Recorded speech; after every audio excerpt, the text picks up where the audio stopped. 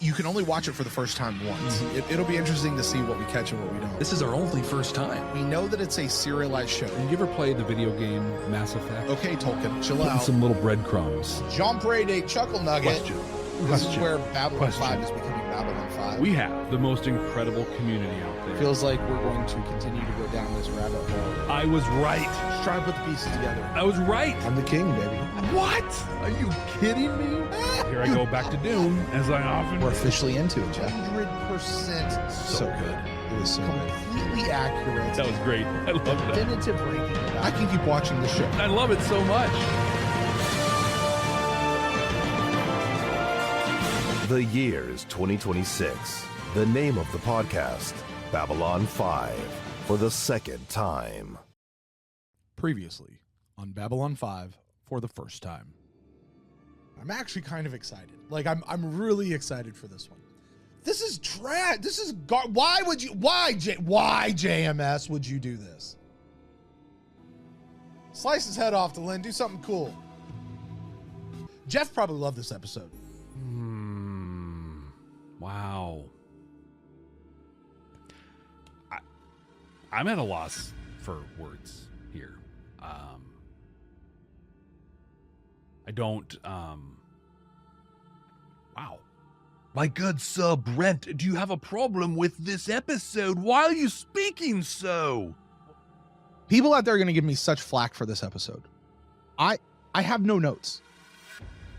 I literally have no notes. There's nothing about this episode that stood out to me, that I want to talk about, that I have any desire to talk about. I don't know why we're doing this episode. This was objectively an awful episode. I think every sci-fi show does this episode, though. Like, every sci-fi show has to have its fantasy. They're never that good. This would have been so much better of an episode if that guy actually was the dude, King Arthur. Michael York was, he tried. Right now, Dr. Franklin is the worst. This didn't do it in a very Babylon 5 way. This was sloppy. This was poorly written. I don't know what the hell JMS was thinking about with this episode. I'll give it a Star Fury. No, I'm going to do half. Okay. That's where I am. It's a half a Star Fury. That's it. Half a Star Fury is exactly half a Star Fury more than I thought you were going to give it. I will not watch this one again. Won't happen. And now, the conclusion.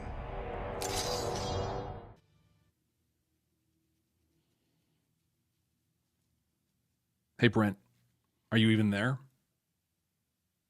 You're not going to, is he seriously not going to watch this for the second time? Oh. Yes, I'm seriously not going to watch this. Hey, you're here. Cool. Oh, you're not going to do it. All right.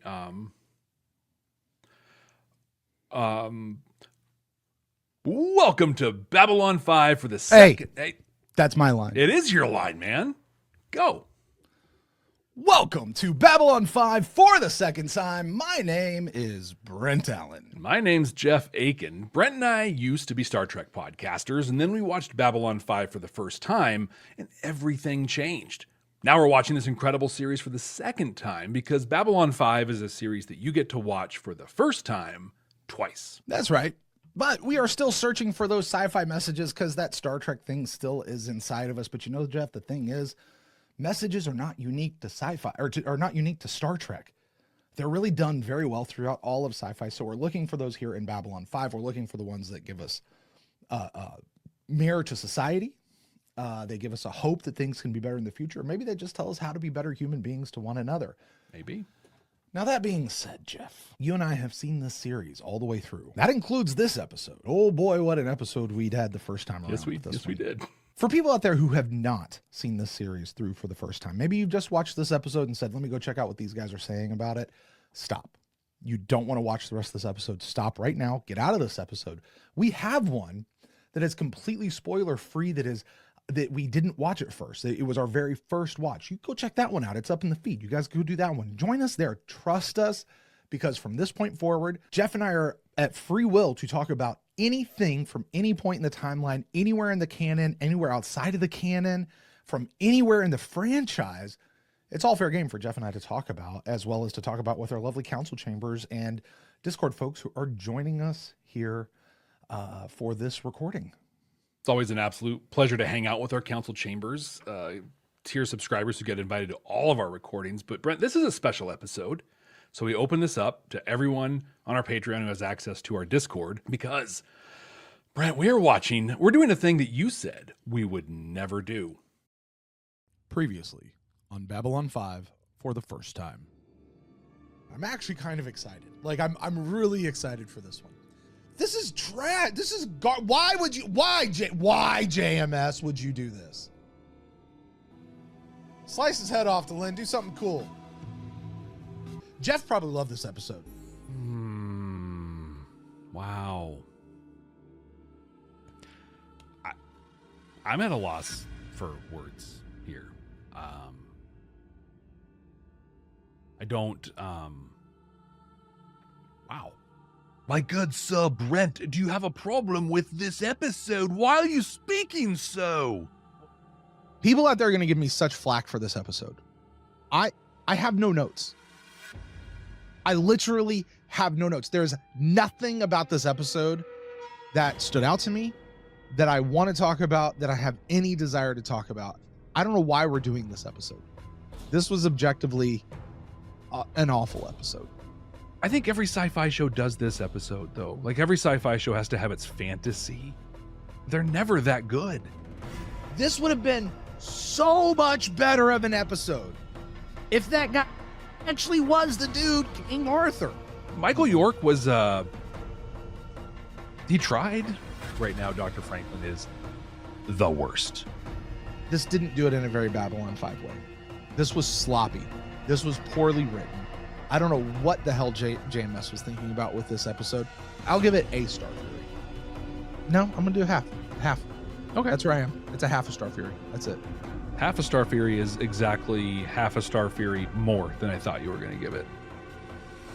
I will not watch this one again. Won't happen. And now, the conclusion.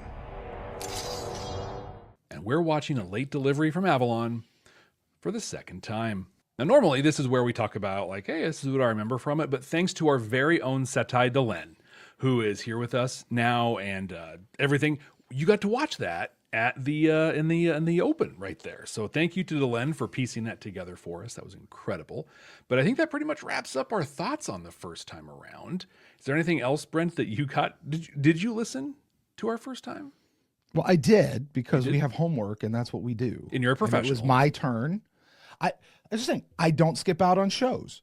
I don't not do the work that I'm supposed to do. As you said, I'm a professional. Mm-hmm. I do this, except the first time around. Now listen, I have a little crow I gotta eat. I got a little comeuppance. I got a little apology I have to make to all of you guys out there. Wow. Because the truth is, Jeff, secretly love this episode? Absolutely not. Okay, good. While as of this moment right now, we have not watched this episode yet. No. Okay. But as of this moment right now, I stand behind everything I said in the first watch. I know you do too. I'm not speaking for you, but I know you do too, just because I know you. I stand behind everything I said. That being said, I fully recognize and I accept full responsibility for not doing my job as a podcaster the first time around. I came into that episode, Jeff, I had no notes. Right. No notes. And I just said this was just a bad episode. It pissed me off so bad. And the reasons it pissed me off, I think, are still there. I am open to seeing those reasons change. That's why I'm here. I'm giving it another shot. I'm giving it a second go. I am open to seeing those reasons change. But I didn't do the work. I didn't do the work of analysis. I didn't do the work of message finding. I didn't do the work of fair ratings. I pinned the entire episode on one of the multiple plot lines that are happening in this episode. And I would say there's 3 different separate plot lines happening in this particular episode. 2 of them are fantastic. Yeah, I agree. They really are. It's the other one, and it's the A plot, unfortunately, that really just, it sours this whole episode in my mind, and it did for me at the time. And I was wrong 2 years ago, 3 years ago now, whatever it's been, you know. And so I'm not going to be doing that this time. I will be doing the work of a podcaster. I will be doing the work of analysis as we go through it. And like I said, I am open. And that really, honestly, Jeff, that was the entirety of our first listen through. And here's the thing. if the truth is, when I was listening back to it, I thought to myself multiple times, man, if I was a new person and I just picked this podcast up and this is the episode that I happen to listen to, I'd be out. Yeah. I would be so out of this episode. And that's the vibe that, and you tried, Jeff, to your credit, you tried doing some stuff and I just dragged it down, man. It was all me. It was all me. Although you, did not have some nice things to say about this episode either. No. I do remember that I liked the Garibaldi plotline specifically. Garibaldi and Jakar parts were awesome. Yeah. They were so fun. So, but that really was my first, that was our first podcast. It wasn't a fun listen. I'll be real honest with you. It like the episode itself was a big fat skip. Okay. Yeah. That's fair. That's fair. So now that being said, Jeff, I imagine, well, hold on real quick. We watched that previously on video. We did. Do you have anything you'd like to say about I'll give you the opportunity before we move on to the next segment. Do you have anything you'd like to say about the first time around through this episode? So I remember, and the only reason I remember this is because Delenn did an incredible job putting this together. And so there were more clips than what she shared in that thing. Mm-hmm. My God, I leaned into Franklin so hard. Yeah. This thing, like in my recap and everything, I was just like, run, run, Dr. Franklin. Yeah, I imagine this is pretty unlistenable for the first time episode. Here's the thing, Jeff. Okay, let's take note of that real quick. At this point in the first watch, you and I were hardcore anti-Franklin. Big time. Like there was nothing he could do that was right. On the second watch right now, because you see him through season 5, Dr. Franklin eyes, right? Because you know that in like 2 episodes, he's going to go on a walkabout. Right. Because you know who he really is. And actually, when you, I think, just analyze what he's really given us over the last 2.5 seasons so far of the second watch. Are you as hard on Dr. Franklin right now? Is like, where are you with him? So I think that I'm hard on him in moments. Like there are definitely moments where it's like, oh my God, this is horrible. He is awful. All of that kind of stuff. But now not at all. Now those are moments that I watch through the lens of like, of course he's awful. We understand, his arc. We understand what he went through in his family, trying to stand up to his dad. We understand his addiction that he's dealing with. Mm-hmm. And so, yeah, I'd like, at this point, we know that he's going to deal with his addiction. Exactly. I'm a fan of his at this point, even though he's a deeply flawed character, which I was not the first time. He was deeply flawed and I hated him. Mm-hmm.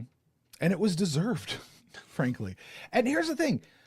If you and I could sit across the table from JMS, that would be, I think, one of the topics of conversation is how much did you go into trying to make people dislike Dr. Franklin, knowing he was about to go on this journey with what, like, that's a part of the journey. In order for somebody to be redeemed, they have to fall from grace first. Exactly. Right?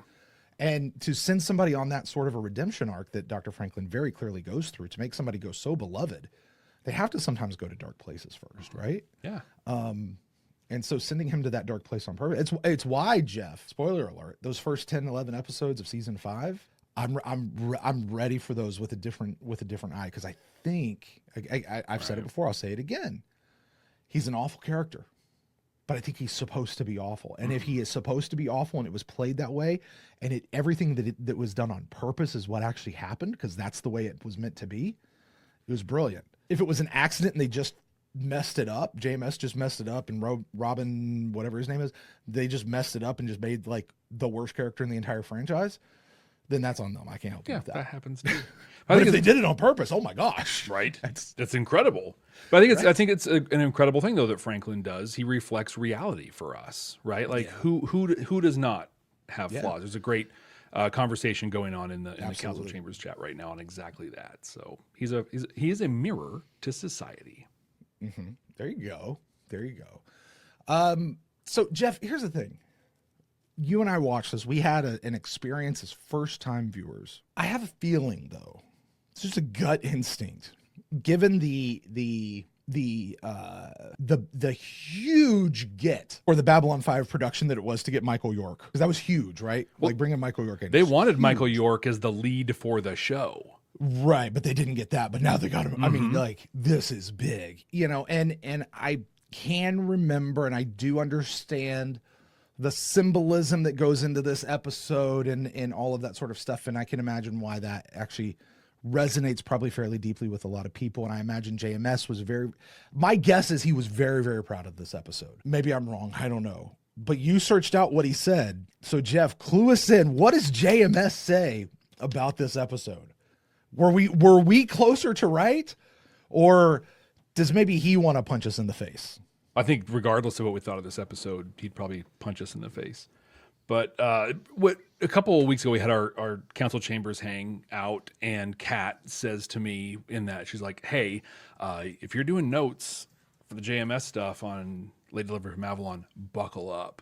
And she was not kidding. Brent, there are mountains of comments. And I mean, like if you go to the Lurkers Guide and you can just scroll and it just goes forever and ever.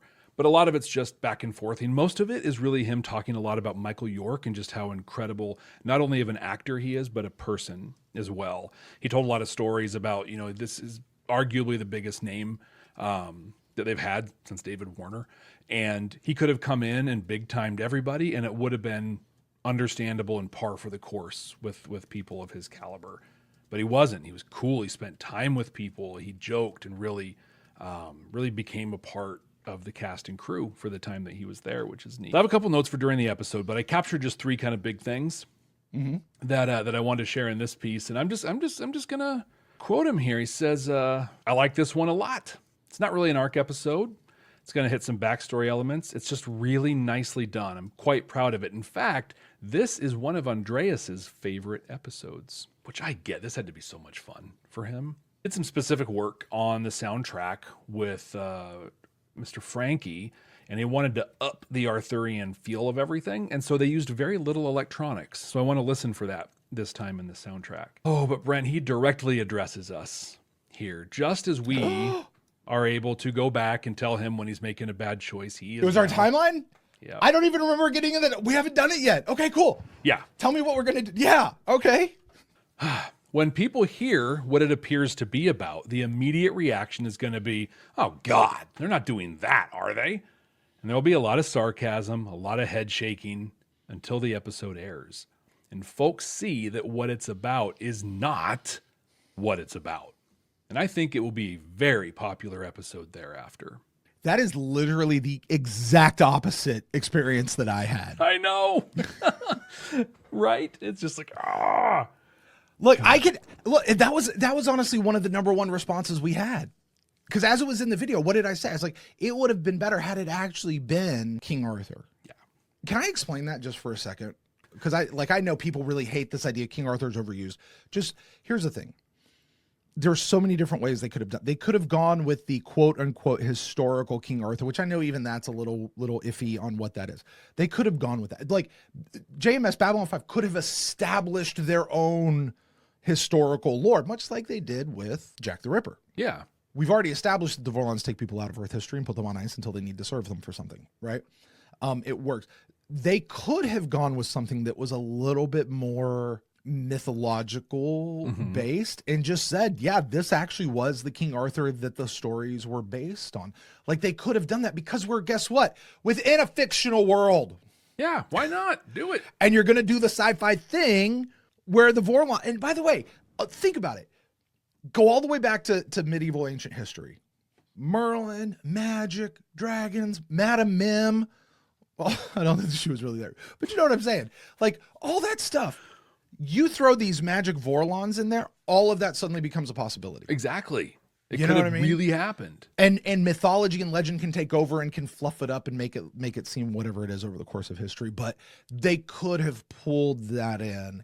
And that's what I mean. Like, I know when people are like, oh, no, the King Arthur thing's way overdone. First of all, now I have to ask, JMS said it, so is this now just groupthink because the boss said it? I got to ask the question. But also, I can understand this idea of, really, they're bringing in King Arthur? Because I got to tell you, there's another popular sci-fi series that brought in King Arthur at some point, and I was like, really? Do you know how lame that is? Are you serious? I've done that before to other sci-fi series too. Series I. See your eyes. Sure. Yeah. Sure. I've done that too, but I think this one, because they first established a precedent, I think it actually could have gone off really, really well. I think you're That's right. just my opinion. That's my thought. Well, Brent, you have apologized. You have re-examined your first time piece, and then what do you say? We just actually watched this episode now for the second time. I am delaying this as long as I possibly can, Jeff. Stop taking this. Stop pushing this on me. Before we came on, you said something like, "Hey, have you ever been excited for a thing, and then it's right in front of you, and all of a sudden you're like, I don't want to do this anymore." Mm-hmm. My time doing that was the first time I went skydiving, and what's scary about that is you don't have a choice. You're going out of that plane, whether you want to or not, right? Right. Brent, we're skydiving right now, and we're about to go out of the plane. Take a breath. Okay. Because this is what's going to happen right now. We're going to bring up the episode. You and I are going to watch it real time. We're going to comment on it. I feel bad for our audio listeners because we're going to have facial expressions. I'm sure it'd be a lot of nonverbal communication, which is great for an audio if product. you're normally an audio listener, this might be one to go to YouTube and check it out. This might be the one. But we're going to put this up on YouTube, edited like a reaction video sort of thing, like we do. If you want to see the full and unedited version where we watch the entire episode and you can see the things that we decided to edit out or whatever, that's posted to our Patreon page a week before it releases to the public, patreon.com/Bad Nerds. And if you are listening to us on that audio podcasting app, no worries. You're going to join us because we're going to have all those conversations. So we'll take that audio. You'll hear that. And then you're going to join us at the backside, just like everybody else. So don't worry. You're going to be good. And you're going to get to know exactly what's happening because if you're listening to the audio version, chances are you've seen the episode enough. All you need to do is hear it and you'll know exactly what's happening. Exactly. So that being said, Jeff, I guess the time is here. I am stuck between the tick and the talk. Might as well. I don't have a rhyme. It's time to talk. Well, that's the first. It's going to take a long time to get the level of trade back to where it was before we broke away from Earth. Right now, we need the docking fees. I really like how this piece of funding One thing shows up throughout Can't keep this. relying on the Minbari for protection. We have to create a broader base of support. Ah. And you have an idea. Always, Commander. What do you mean 100 credits? This guy, this mailman guy, should have been a recurring character in the show. Yeah, totally. He's great. Look, I can't get into conceptual Look, arguments. they made a sign for his office. They gave him That's a 3 times room. delivery charge for a package this size. That was before we had a revolution around here. Now, in my little corner of Earth Force, the mail still gets delivered. It's the last package I'm going to get from Earth for a long time. It's got mozzarella. Mozzarella. Right, with pepperoni. Is Garibaldi Italian? Is that name Italian? I guess it could be. I think so. I think it is. Okay. What kind of pepperoni? Is it the big sticks or the small ones? Oh, we're talking big sticks like this. This guy's so great. Give me the box. And break my oath to the post office? I die first. Next. He should have been a recurring character. This could have been a thing. Totally. Yep. Ben says. Yep. Oh my gosh. Ben says So there should have been an after credit scene for Endgame, which is Endgame is the episode where we President Clark eats it and we finish the Civil War, right? Yeah. Right. That's that episode. He says it should have been an after credit scene for Endgame of this guy delivering a package to dead President Clark and being like, I still need a signature. He could have grabbed that, like, his Psycho Ramblings page and go, this'll do. Right. Hey, he looks familiar. So here's your first hint that things are not always, that this is not exactly what it seems. But this also lines up with, like, being snagged by the Vorlon, right? Like, Yes! coming up in a thing. Like, so far it still tracks with he was snatched. Absolutely it does. I do like how this scene is shot. Yeah. I will say, like from a photography standpoint, narrow corridor, very long, shaking, like, this reminds me of some of the haunted houses in Gatlinburg, Tennessee that I grew up going to. Yeah. Yeah. My grandparents took me there every year, and they had these kind of weird little chintzy haunted houses. It reminds me of one of those. You're gonna cut your fingers, man. Hope that's a dull blade. Right. Don't grab a sword by the blade. What's wrong with you? So to this point, this tracks 100% with him being snatched by the Vorlon. Yeah, absolutely. Absolutely it does. I think it looked great. And Andrew just made the comment in the Council Chambers chat. I couldn't agree more. For this being our first little, like, hey, this guy just rolled over in his rack, and now we're going to show you this thing in his mind. That went on way too long. Okay, so here's my question. So he's in his rack on his bed. Yeah. For us non-Navy folk. He's in his bed. You assume that is the bed that's on the shuttle that's bringing him to Babylon 5. Yeah, because there were other people racked up there. Right. And he's having this dream. Are we to assume that it is on the ship, on the way to Babylon 5, that he now receives the sword and has his little psychotic break? I don't think so. I think that was clearly... Did he really supposed to... Like that's our peek into his mind, and we're going to see it more, as the episode goes on. And okay, and this is a thing, because Ivy mentions, where did he get the sword anyway? This was something that was in his brain. Mm-hmm. That's what I think. Where did the real sword come from? Because he's actually carrying a real sword. You got it from a tobacco shop at the mall. Well, that's like, he would have, even if this was a dream and like he woke up really thinking he was Arthur, which I don't think that's the way that works. He would have still had to taken himself to the mall or to the sword shop. Yeah. Wherever there's a sword shop, found him one, paid money for it, credits or whatever. Like, I mean, it just doesn't track with me. I used to think it was awful that life was so unfair. Then I thought, wouldn't it be much worse if life were fair and all the terrible things that happen to us come because we actually deserve them?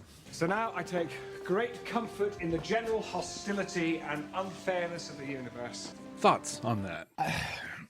I have a lot of thoughts on that, but it surrounds faith. Okay, I'll go there. You guys who've been around for a while, Jeff and I both are people of faith, different faith, but we are still people of faith. So I'm speaking only for me and my belief system, okay? I just want to be real clear about that. And if you don't believe, totally cool. Just understand this is where I'm coming from, all right? Wouldn't it be much worse if life were fair and all the terrible things that happen to us come because we actually deserve them? You see, Jeff, I believe that at their core, all people are sinners, part of our nature. The things that happen, we do deserve. It's not just like the individual things we do. It's part of our makeup. It's a part of who we are. And so I think in many ways we do deserve these things, but what I find in that is an incredible comfort. There's an old phrase, there but for the grace of God go I. Yep. Mm-hmm. That there is a mighty covering of grace and mercy, and I often hear those two things defined. Mercy is not getting the things that you deserve, not getting the justice you deserve to get. Grace is getting the things you don't deserve. The other one is not getting the stuff you do deserve, right? And I find an incredible outpouring constantly every day in life for people of faith and people not of faith, for people of different faiths, of a merciful, a graceful, and a benevolent God and higher power that truly loves the entire world, and the things that do happen really are very messed up. And so when he was saying that, wouldn't it be much worse if life were fair? It would be much worse if things were fair and we got the things that we did deserve. And thank God for grace and mercy is my thought there. That's my inner thought. You asked me, Jeff, now I ask you. What about you? I kept knocking it around in my head, and I kept bumping up against a Rush song, BU2. Right? Well, everyone take a drink. Right? BU2B from their Clockwork Angels record. It's their last one, came out in 2012. It's like a little poem. I'm going to read a couple of the stanzas on it because I think it tells quite a great story. And it might line up a little bit with what you were saying too. It says, I was brought up to believe the universe has a plan. We're only human. It's not ours to understand. The universe has a plan. All is for the best.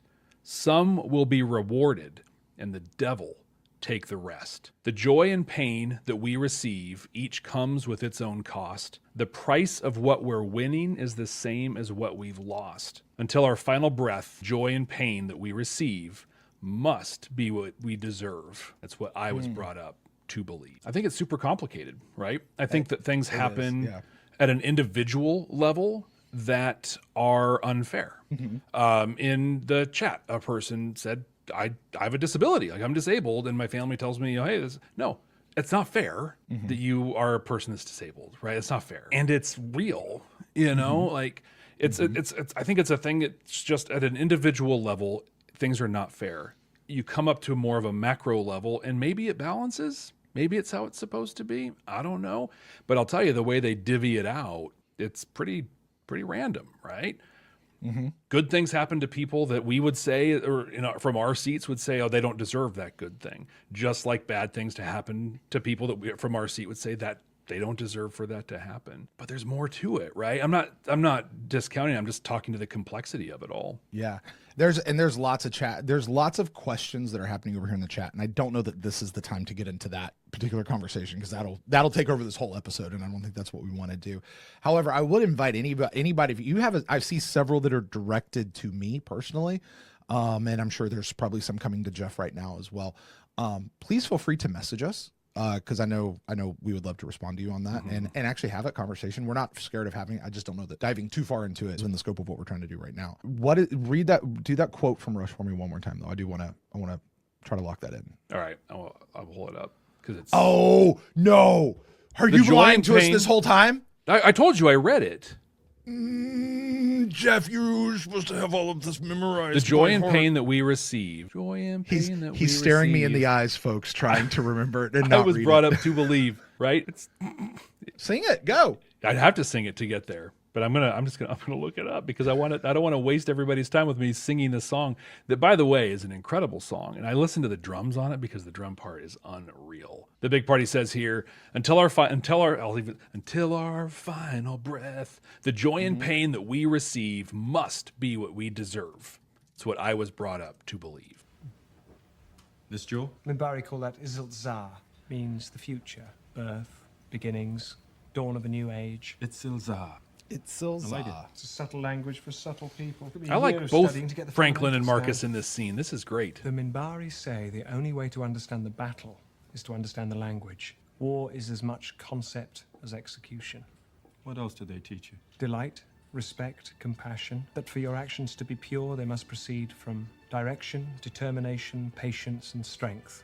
I'm afraid I'm still working on patience. They taught me how to live, how to breathe, how to fight, and how to die. And they taught me terror, how to use it and how to face it. That gets repeated in the future from Delenn, right? When the Rangers are on board. You wouldn't. And they launch the war of terror against those punk guys. We're not going to say that over top of a video. What now? So we get that bounced back in the future. There's the scene where the two Minbari ranger initiates or whatever get jumped and beat up. And are you talking about the episode like they were like the school kids and we thought one of them should have been Lanier, but it wasn't? Yep. Yeah. That episode. I liked that episode. And when Delenn gets asked about it, she's like, we're going to fight back. And how are we going to fight back? With terror, she says, with all this stuff. And at the time, I was like, holy crap, where'd that come? Oh, it came from this. It was actually very well established. So, hey, Jeff, from the first time, it's actually legit. Hey, look at you watching for the first time twice. I'm sorry, sir. Our scanners just picked up a weapons violation. Man, this is like security at Disney World right now. I ain't gonna lie. Look, I still find it very odd that only senior staff gets the new uniforms. Well, Delenn made them. Have I been gone that long? But they could just use the replicators. Have you forgotten everything? I am Arthur, son of Uther Pendragon, and king of the Britons. No man takes Excalibur from me and lives. Okay, we have to have this conversation right now. Okay. Okay. Well, before knowing what we know, go ahead. No, go ahead. What? I was super fast at JMS piece. That chainmail was real and weighed like a metric ton. And they didn't plan it that way, but they got it. And Michael York was like, hey, it's fine. I'll deal with it. Because Peter Jackson and Weta Studios or whatever didn't come up with the little plastic chain link things that they used in Lord of the Rings that was much lighter. They hadn't had that yet. I have a question. Okay. Because this changes these entire scenes with him from now on. What do we believe about this guy right now? Does he truly believe that he is King Arthur, that he has come back, that he has been asleep in Avalon and he's here for a purpose and there's all this new stuff that's fandangled and here's his sword and he really believes that this is Excalibur and this is what's good? Does he truly believe this? Or does he know who he is? Does he know what he did? Does he feel the guilt? And this is a show he is putting on. I think he truly believes it. I think he also knows who he is and knows what he's done, but he's pushed that so far back that all he knows is that he's Arthur. Okay. What do you think? I don't know. Yeah. And that's why I asked the question. I can't tell right now whether this is all an act for him or I don't want to pretend like I'm some big mental health expert or some psychologist or psychiatrist. I don't know how things like this work. And I'm going to call it a psychotic break. That might not be the right word. And I don't mean to be insulting to anyone who has suffered one of those or anything like that. I'm not really not trying to do that. I just don't know another word to use. But for a guy who has this kind of a break with reality, I don't know how much they truly, I don't know, do they go in and out of it? Because at some level, he had to buy the sword. He had to buy the chainmail. He had to book passage to Babylon 5 with a ticket for some reason. He had to maneuver his way around this shuttle ship while he was on it and sleeping and like there's certain things that he still would have had to do at this point in his life that I don't know could have been a complete like, no, I'm straight out of the Middle Ages, you know? I would think. And again, says, yes, you can go in and out. I think so. And I think like I'm also not a mental health professional, but I would stack this up against something like DID, like a dissociative identity disorder sort of a thing. And where it is, you're kind of in and out. Sometimes you're halfway there. I wonder if like there was whatever his non-Arthurian name is, but he's out shopping for the sword, but there's also this piece of like you're hunting for Excalibur, like fueling him and pushing him forward to do the thing, giving him the courage to walk into that tobacco shop at the mall so he could buy a sword. But see, then and again, this goes back to my lack of knowledge of how this works. Is he seeing Babylon 5 with the security guy there? Is he seeing the tobacco shop, or is he seeing the caves and the castles and another night and a castle that's here? Like what is he seeing with his eye? What's he interpreting with his brain right now? I don't know. Given what we see later, I think he sees what it is, but I think the thing that makes this character special, and not necessarily just the Michael York character, but the character of Arthur Pendragon special, is he sees the people and he sees the suffering and he sees like what's really impacting a person, regardless of where they are or when they are. And I think getting to the messages piece, I think that's one of the things that he brings to this thing is kindness is timeless, right? And all you have to do is pay attention. So yeah, maybe he sees the guns and he sees the wires and he sees the stuff, but ultimately he sees people who are very aggressive right now. He's only responding to the people. Yeah. Because again, to go back to frankly what JMS was putting on for us to believe, I could wholeheartedly believe that here's a guy who got plucked out of Earth history, has lived in Vorlon world for a while. Yep. I don't know if he was on ice or not, or if he just lived on Vorlon world for a while. So he understands that it's been 2,000 years or whatever it's been. And so there, like, he gets all of this stuff, but now he is going to be who he is, and he's going to declare his identity and all that sort of stuff like that. It all makes sense to me. The other stuff I just don't get. But here's the other thing. Let's also track the other side. The sword is a symbol of his guilt. Because he is the one who started the war. He is the one who flashed the sword first or drew the first sword or whatever, right? Like this is the symbol of his guilt. He's on a mission looking for the Lady of the Lake to return the sword. I think that's what it is. Did he come here specifically for Delenn? I know, that's why I'm curious. Does he know Delenn is here and he's coming looking for her? Or is he just looking for any Minbari? Does he know he's looking for Minbari? Yeah, like, and so he's just going anywhere where he can find a Minbari. Oh, Babylon 5, that's an internationals place. Let's go there. Because they're not allowed on Earth anymore right now. I don't know. Yeah. Wait! Leave him to me. I also have an accent. I can talk to him. These men mean you no harm. Your accent. You're a Briton. Yes, my lord. Several generations removed from our splendid island, but the roots we run still have deep the accent. nonetheless. Let me tell you what. I'm several generations removed from that splendid island, and I ain't got that accent. We'll send word to Galahad and Lancelot. Galahad is dead. Lancelot is dead. Guinevere and Percival, even Mordred, all of them are dead. I have been gone a long time. A very, very long time, but I am not mad. And set aside your sword. That's a very shiny You're among sword. friends here, Arthur. It's all right. I'll take it from here. You're sure? Yeah, I assume full responsibility. It's all right. Who is this? A doctor. I'm in no need of a doctor, so take your leeches elsewhere. Okay. First of all, that's a really funny line. Yeah. All right, that's a funny line. Take your leeches elsewhere. Which, were they using leeches in Arthur's day? Or because I feel like that's more Revolutionary War time, like 1700s type. Oh, that's pretty timeless. Is it? I don't know. I have no idea. You don't know the history of medicine, Jeff? I don't. It's weird. I know. I didn't pay attention. Okay, I got to talk about what Franklin just did. And Garibaldi needs to fire these guys. These guys are responsible for the safety and security of the station. And you got the doctor saying, I'll take full responsibility. And like, okay, well, go ahead with your sword. No, your security. He's not. Garibaldi wants to come in and call you off. That's his prerogative. The doctor is like, like the chief medical officer is the only one who can give the captain an order. Yeah. But it has to be about a medical issue. It just can't be regular issues, right? Kind of like security guys. Like, no, we're not going to let you do this. Because we are this, like, you can let him go with you, but we're taking the sword. There's none of, like, no. Those guys are like, okay, cool, whatever. Hey, this guy in a uniform said something. Right. Also, this guy we didn't know who we seeing down below all the time just told us to stay cool. Right. Anyway, Andrew points out, these might not be the regular security guys because they had some people leave, and these might just be like the new guys who are coming in. They were promised a $50,000 bonus that they're never really going to get, apparently, and they're not really as well trained as they like to think they are. But good news. That's going to go with the one striper TSA piece. You went a different direction. I think they're both appropriate. He's just a little late. That's all. I'm just a little late, that's all. Your journey has been a long one. He just wishes to ensure that you are in good health. If you refuse, my friend will be penalized harshly. And now Marcus is straight up lying to the king. Very well. I've been treated and prodded and healed by the Nine Sisters since the year of our Lord 515. What is another healer after that? Lead on. I will follow you. Were we naming it 515 AD back in 515 AD? I don't know. I don't know that we were counting it by that at that point, were we? That's post Pope Gregory, so yeah, maybe. Yes, Doctor. Okay. No identification, no travel papers, nothing that could tell us who he really is. Well, he must have ditched his ID. He was on the Asimov. Somebody asked what shuttle he was on. He was on the Asimov. I think we've had the Asimov here before. A few times. Yeah. Multiple times. Yeah. 3 times I asked Bedivere to return Excalibur to the Lady of the Lake. I could not be taken. He's feeling that.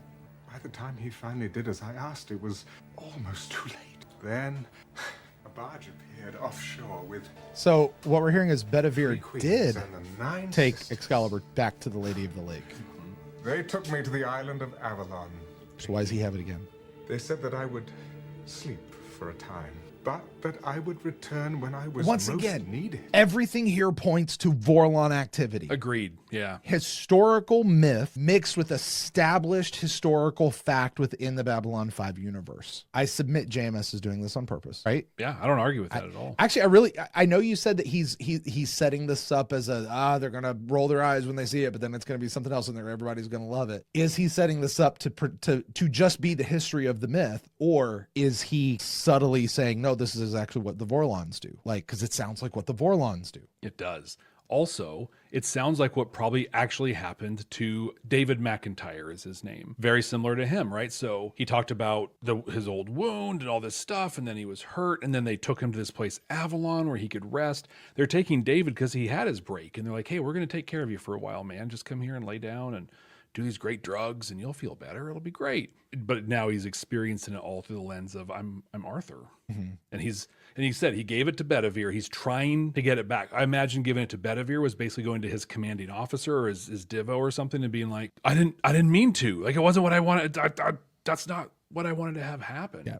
And I just want to clarify, just in case I misspeak or have already misspoken, because it's entirely possible. I know that the King Arthur myth and legend is just that, myth and legend. All of this stuff, it's just part of the story. I also know that there is some, because we just studied it in our history class with my kiddos, there is some historical evidence to a figure whom Arthur could have been based upon. None of the mythology being a thing. This is basically just a warrior guy who brought people together is really all he was. Yeah. So when I talk about a historical fact, I'm just meaning within universe or within the mythology. Okay. I don't mean to misspeak as if the Arthurian legend is real. That's right? fair. I just want to be very clear about that. There was no King Arthur. It's a story. That's all. Well, not exactly. There's enough historical evidence to suggest There we that go. there may have been a real person. All of that's true. Well, either way, it's pretty obvious this guy is not Arthur. I actually like the fact that what JMS just did in that conversation was address exactly what happened. What is supposed to be happening in everybody's mind. Mm-hmm. The Arthur thing's not real. Well, there is this historical thing that says something could have happened. Sheridan just puts a cap on it and goes, either way, He ain't it. As interesting a diversion as this might be, our first concern right now. I want to pause really quick. What about the sword on the station? I know. Can we deal with that? Here's the thing. Maybe they're not worried about the sword because it's so blunt. You can apparently just grab it by the blade and nothing happens. Like, what's he going to do? Just waggle it around. Right. Now, I want to highlight a quote, a comment here that Mitsy made in the chat. I'm going to reference this after the episode, so I just want to capture it here really quick. She says, maybe David just really, really liked the Arthurian myth stories, and it was the one place of fantasy free from his pain of reality. Sometimes there are bits of fiction that can make a day bearable. He just went all the way. Hold on to that. I'll talk about it more after we finish. Now, Michael. You know, the Vorlons have been to Earth. Right? And from time to time, they have taken someone out of their time, preserved him until he was needed, and revived him. Your recent encounter with Mr. Sebastian, for instance. You're not serious. A ship appeared and took Arthur to a place where he would be healed and preserved. A Marcus place from is which us. he would return when he was most needed. Legends are legends because they have a certain power over idea. By the way, I had my idea for all of that before Marcus ever said that. But I'm sure I'm not alone in that. I'm sure many people did that. Speech patterns are too contemporary. His vocabulary is all wrong. The question we should be asking is what made him tip over? I scanned his neurosystem. It's fully intact. So whatever's wrong is functional. It's not organic. Maybe the result of a trauma or I will say this. Breakdown. Okay. At this moment right here, the idea that he possibly could be the real King Arthur and the whole thing with the Vorlons should immediately have gone out the window, because JMS is telling us in the conversations, he's telling us that guy's not King Arthur. He just said the vocabulary is all wrong. The dress is all wrong. All of this is all wrong. This is not, the bigger question is what's pushed him over the edge. So for anyone to hold on to the idea that this guy actually could be Arthur and that this is a Vorlon thing, at this moment, you should be saying, no, that's not the case. And this is actually a regular person who's dealing with some sort of a break, and we have to explore that. Like JMS is telling, he's not pulling a fast one on us here. He is telling us at 15 minutes into the episode with 30 minutes left, what you're thinking ain't it. Ha ha ha. Yeah. Marcus is going to tell you what you thought it was. Yeah. And now Franklin's going to tell you, nope. And we're going to move on. And by the way, I'm not sure what, there was a point in the first watch that I did with this that because I was loving every bit of it. I was like, dude, if he turns out not to be, to really not be Arthur, I'm gonna be so mad. Like because I was so loving this idea. You know, Delenn, I'm sorry. Delenn points this out. I have to address this right now. Delenn, who, by the way, Arsatai Delenn, one of our rangers here on our Discord page, put together that incredible previously on video for us, right? So Delenn, also very intimately associated with not just our conversation, but also your reaction video as well. Recent. It's very recent in her memory. Okay. She says, and she asks, Jeff, you were really against Franklin questioning if he really was Arthur, but you're having a very different reaction today. Do you have words, Jeff? I am having a very different reaction because I know the end. I think I had I might possibly have had a bit of a bias against Dr. Franklin the first time I watched it, and I really just took this as him dismissing someone who may be from the Vorlon or may have a medical condition, and Dr. Franklin's just like, oh, I don't think it's going to be the thing, so it's not the thing. That's how I probably heard it the first time. Almost as if my bias clouded my vision. That happens. A bias, which, by the way, I would say was earned by the writer who set you up to have such bias. Maybe, yeah. Although this time I'm hearing it very differently. I hear a lot of compassion in Dr. Franklin. Like, speak, boy. Well, listen to him and look at his face. He's just like, God, he suffered. This guy suffered something horrible. Dude, I will tell you this right now. There is not a thing that Dr. Franklin has done yet in this episode that I have a single iota of an issue with. Outside of telling security that everything's cool. But that's a security thing, not a Franklin I have a problem with security being like, okay.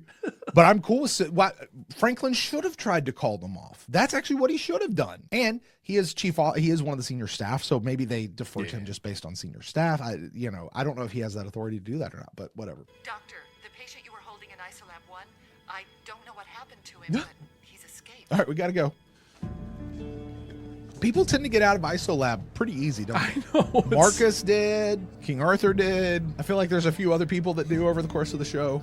So he's out here on this quest to give the sword back to the Lady of the Lake, yet this is what he chooses to do. I think it's incredible. Sure. I told you. 100 credits by yesterday, or we beat the crap out of you. Now, why do you make me do this? Is that the post office guy trying to chase down his 100 I'm credits? gonna do. He put the chainmail hood up. So what happens if his chainmail gets hit by that hot plasma burst? Ooh, yeah, it might be okay. Like, it might not pierce it. Or it melts the metal to his chest. Women. Cowards, I think. You better put that pig sticker away before you end up eating it. You have something that does not This belong to you. gives me the spin-off that I really want now out of this episode. Which is? King Arthur, superhero of Down Below. Some dude dressing up and fighting crime. He's like the Batman of Babylon 5. Totally. It'd be great. I got a guy wearing armor and a sword. I'm probably not going to swing at him. No. Dude, anytime you can do that with the sword, little whooshy thing, dude, you're badass, Right? man. Those things are heavy. Not a chance. I got friends. That's all right. He's got friends too.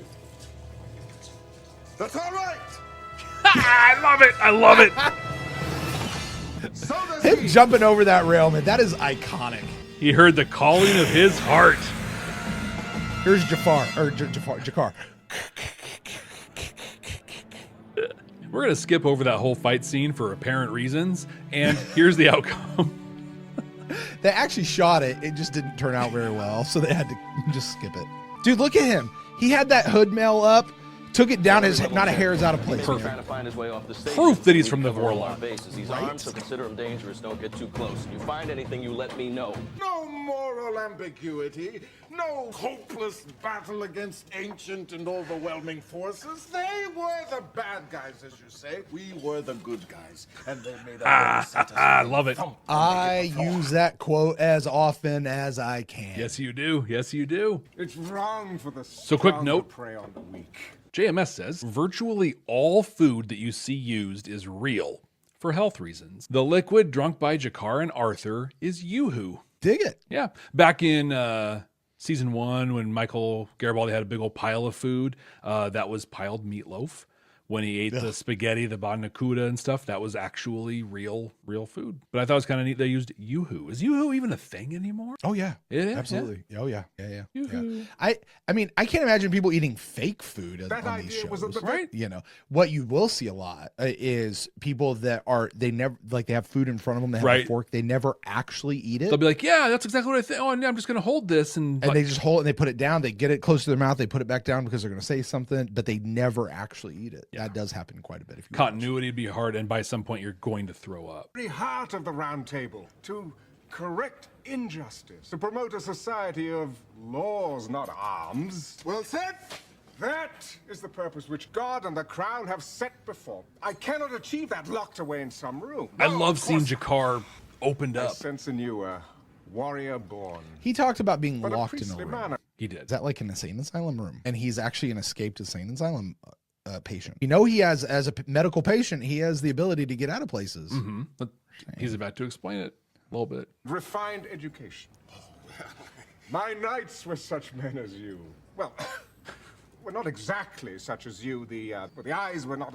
Yeah, dude, for somebody from the 16th century, That is not. I would lose my You. fucking mind if I saw First somebody to that looked lend like your good arm to my defense, and you shall sit at my right hand at the new Round Table, and you shall be known as Serge, no more Sir citizen. Jakar. It's now. Oh, he's taking that serious. Red I love the Knight. fact he calls him Jakar. Jakar. Uh-huh. Jakar. Not Jakar. Jakar. Londo calls him that too.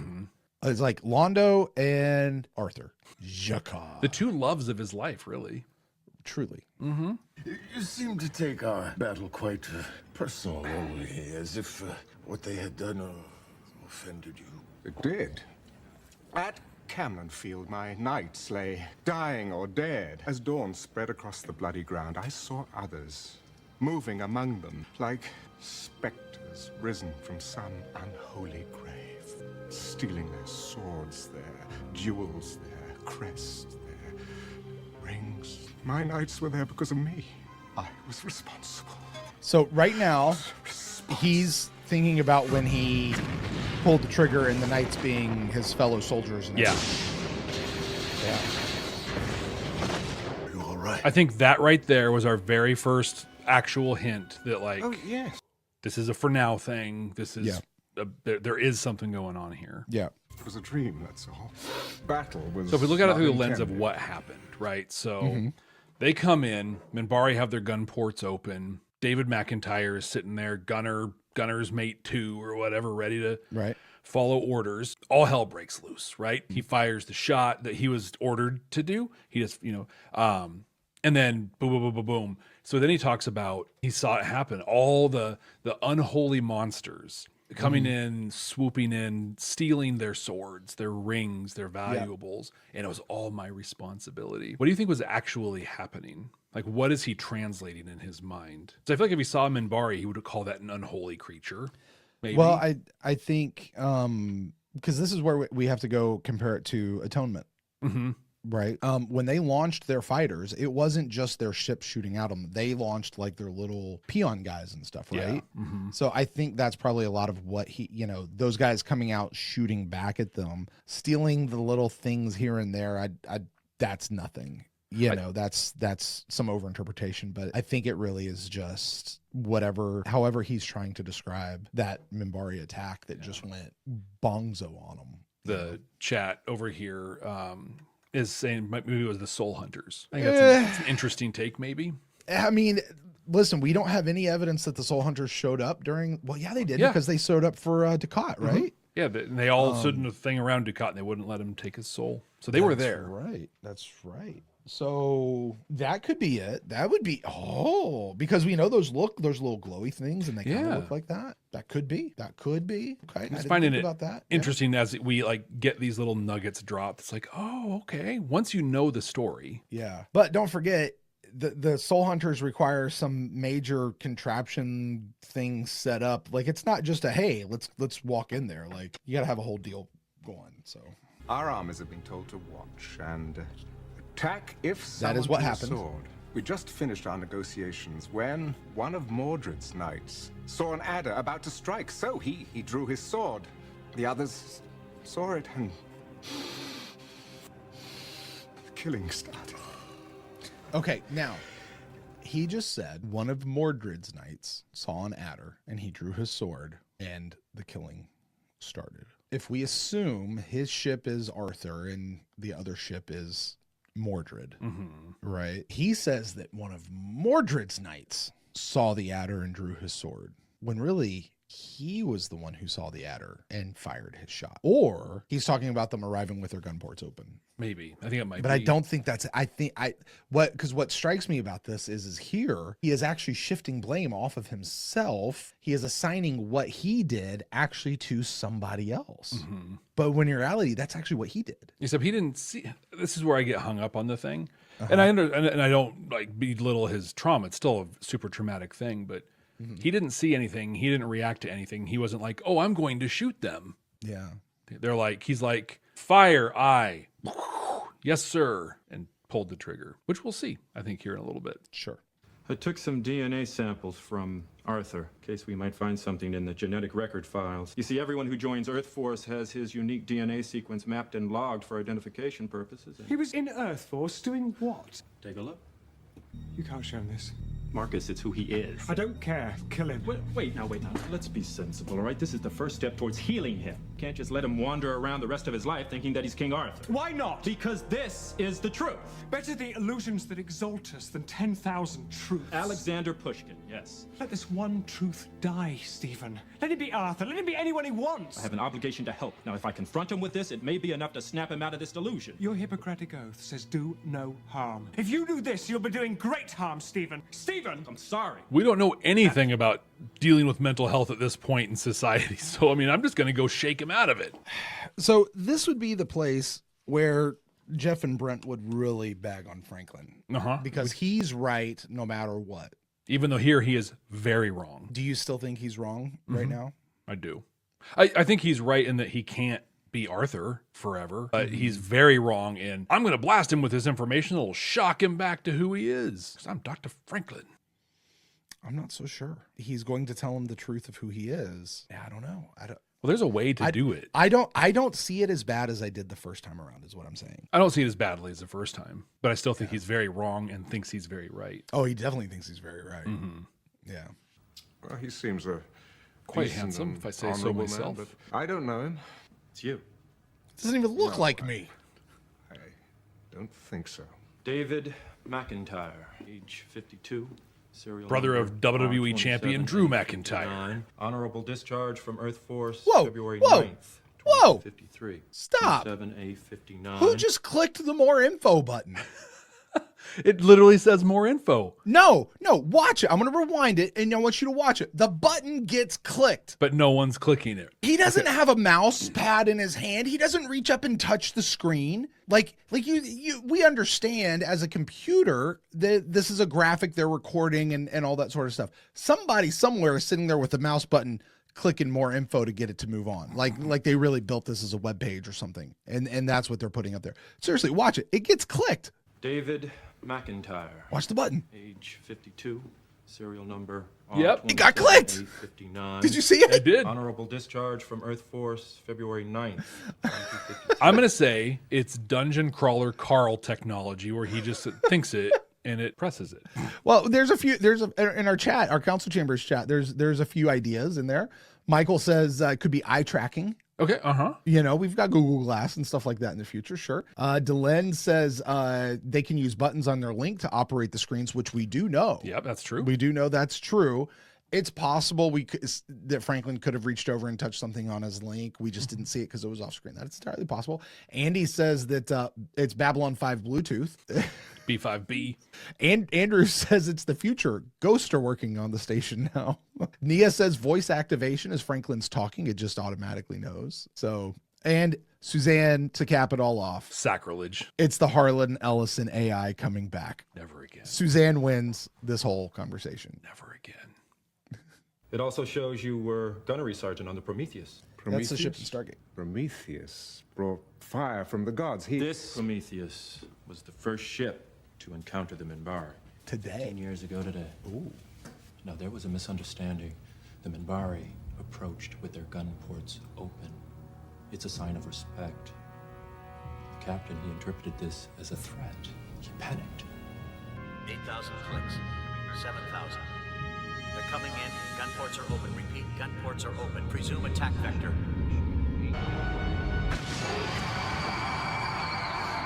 This has nothing to do with me.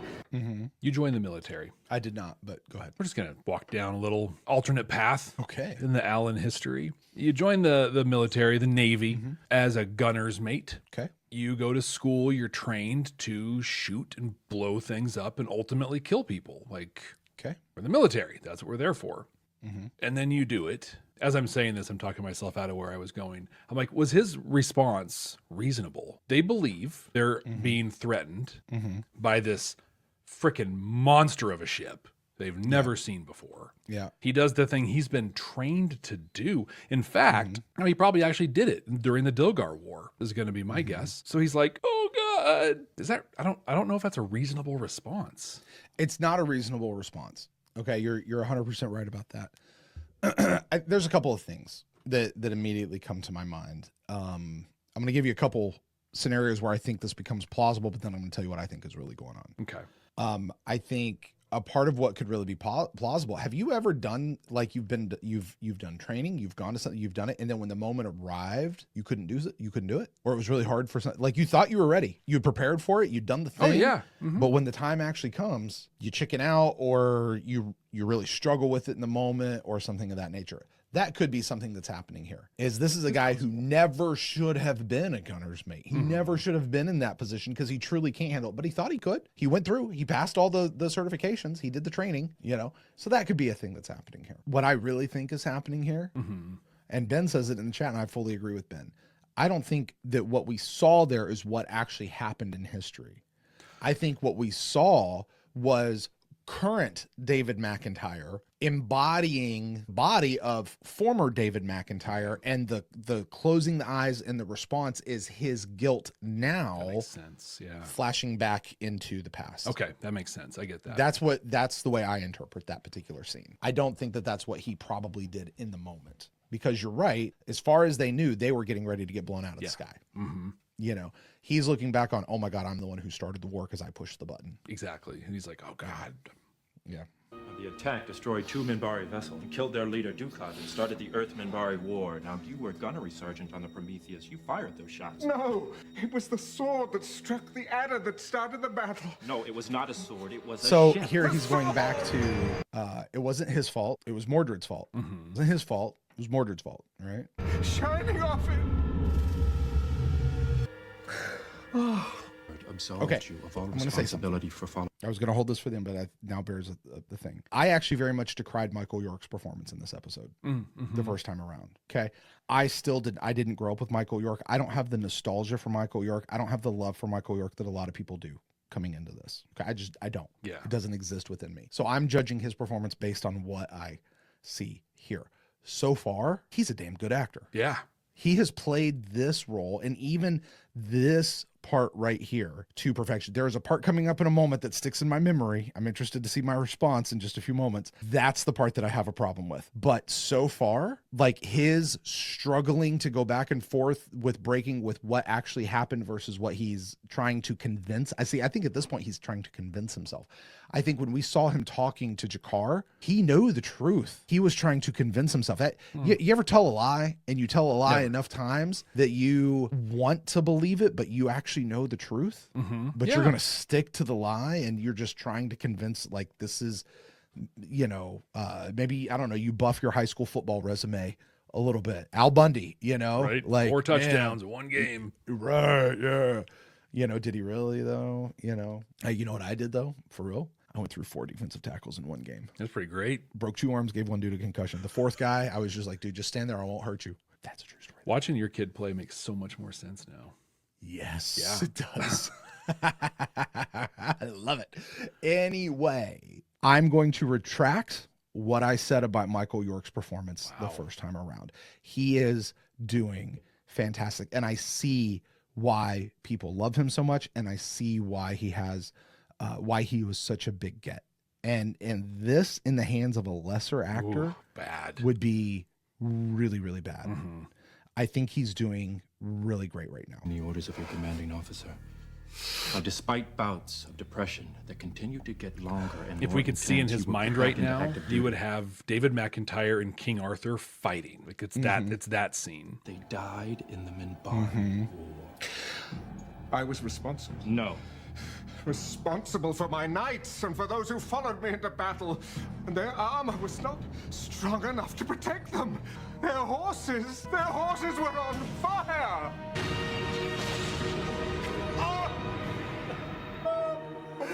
He's doing such a great job. This is powerful acting. The old wound. The old wound, yes. Pain of memory.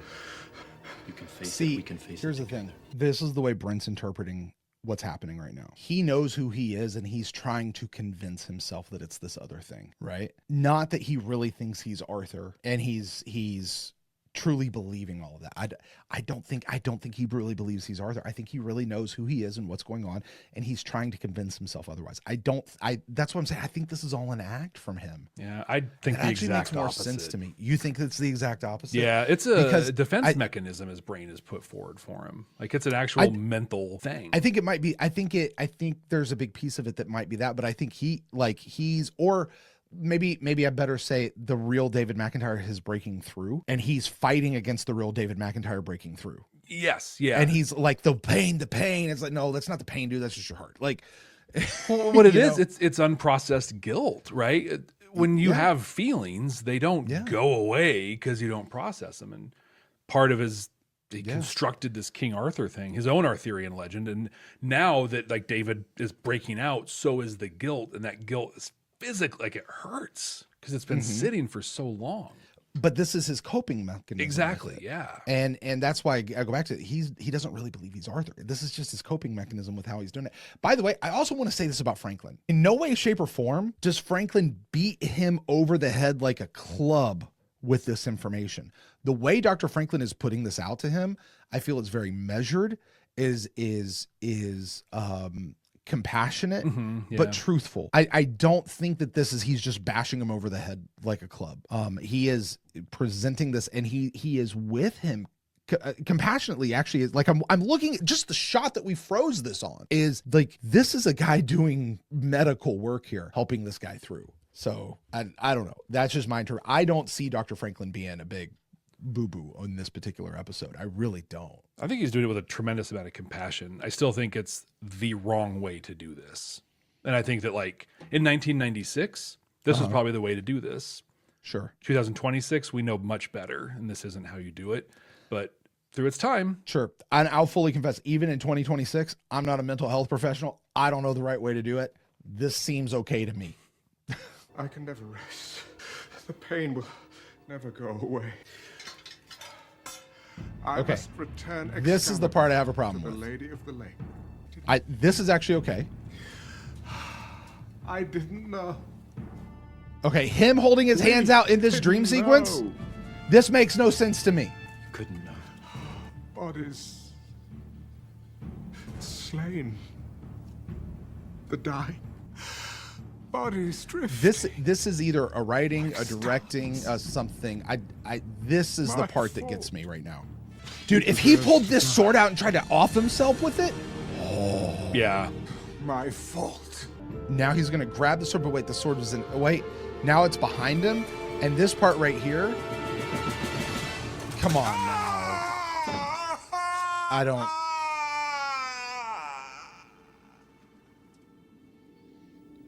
David? Okay. The idea that this really is happening to him in his head or otherwise, I'm not processing right now. The symbolism of what's happening here, let's dive into that. Yeah. Because I think it's fantastic. Okay. He holds the sword. The sword is a sign of his guilt. He picks his sword up. He's not brandishing it like a weapon. He's holding it delicately. It's an offering. Right? He's holding it out. He begins to pull the thing out, almost like he's going to do something with it. And all of a sudden, in his dream, as he's reaching for his guilt, he's going to accept it. He's going to receive it. It transfers magic and it stabs him in the back. And it puts him in this whatever catatonic state he's now in. The idea, Jeff, you used the phrase unresolved guilt a few moments ago. Folks, this is what unresolved guilt can do to you. It can set you into a catatonic state. You can't carry the human mind, the human brain is not designed to carry guilt like this. And the thing is, regardless if it's misplaced guilt or not, can we agree that his guilt is misplaced? Oh yeah, absolutely. He should not be feeling like he is responsible for this. Yes, he pushed the button. Yes, he did all of that. He was acting out of under orders. He was acting because the Minbari, right, wrong, or indifferent, culturally misunderstanding or not, they approached gun ports open, and in most other cultures, that means war. And the Minbari have been around long enough that they know that that is the case for other cultures. They should not have done it like that. The Minbari are the ones who insisted that their way is the right way, that their way is the cultural way, that they're going to approach everything according to their customs, and everybody has to bend to their rules. Knowing, and I'm assuming that they knew just because of their length in the galaxy interacting with other cultures, that is generally not the way people approach new people, okay? But his guilt that he put upon himself has been gnawing at him for, what do we say, 15 years. Yeah. Humankind, we are not meant to carry guilt like that. Nope. We have to deal with it. In one way or another, we have to deal with it. Now, I'm not going to sit here and pontificate and prescribe the way to deal with guilt every single time, because there's no one way, and every single time, no. I will simply say, if you're carrying guilt, find a mental health, find somebody, find a stranger. I find strangers. I don't need somebody that I know. I need a stranger. That's the way Brent operates, right? Somebody who can help me, that I can talk to, that's not going to be interacting with me in my everyday life, right? But if you're carrying guilt, whether you believe you deserve it or not, you need to figure it out.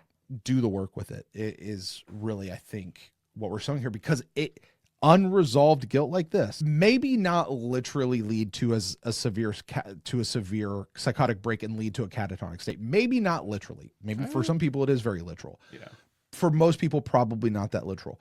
But metaphorically, it can freeze us in time. I know people who have carried around, I've known people who've carried around grudges, and it froze them in time. Yeah. To go back to one of our favorite Star Trek quotes, you live here. Yep. Why do you live here? You have to get past here. Yeah. And if you don't know what that is, go watch the pilot episode of Deep Space Nine. So I think in this case, what has happened to him ultimately is he had the guilt from firing pulling the trigger, essentially. But like we found out in this, he kept volunteering and showing up for more. He wanted to die. Like he was carrying this and wanted to not experience it anymore. All the way through the Battle of the Line, right? Which we saw, and it's horrifyingly traumatic and horrific. And he survived all of that. So he broke whatever that was. And part of that breaking was he had so much guilt. He was survivor's guilt, the guilt of being the one who pulled the trigger, that he had to just go away. I can't exist in this body anymore. I can't be here. It's dissociation. Right. And not disassociation, but dissociation. It's a different thing. But you can't not have something inside of you, right? And so a thing that was meaningful to him as a person, to David McIntyre, showed up and took that place.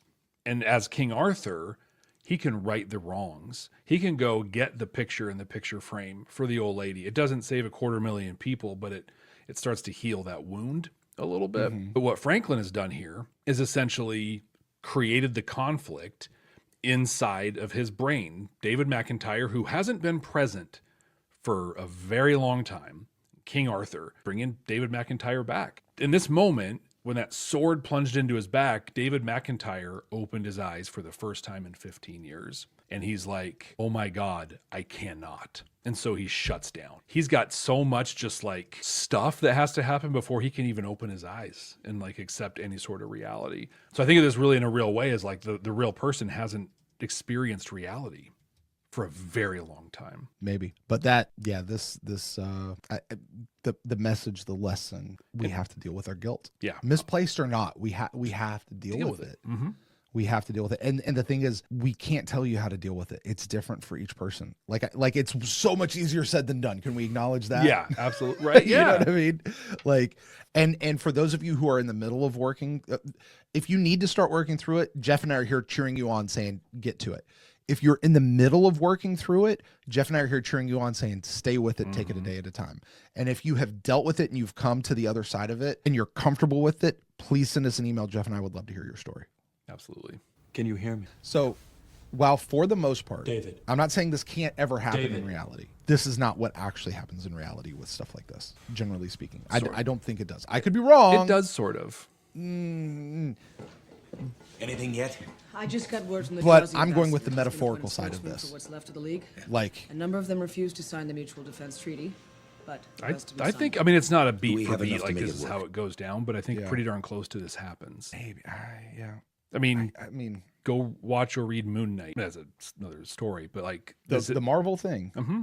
Okay. Also, I'm talking reality, Yeah. not other fiction. Like, Well, I am you know. too. This is how, like, this is not an unheard of thing. And again, that's the, I'm not saying that it can never happen, but by and large, that's like when you come to that spot, like there's a I don't know, man. I don't know. Yeah. I need to stop talking. I need yeah. to stop talking.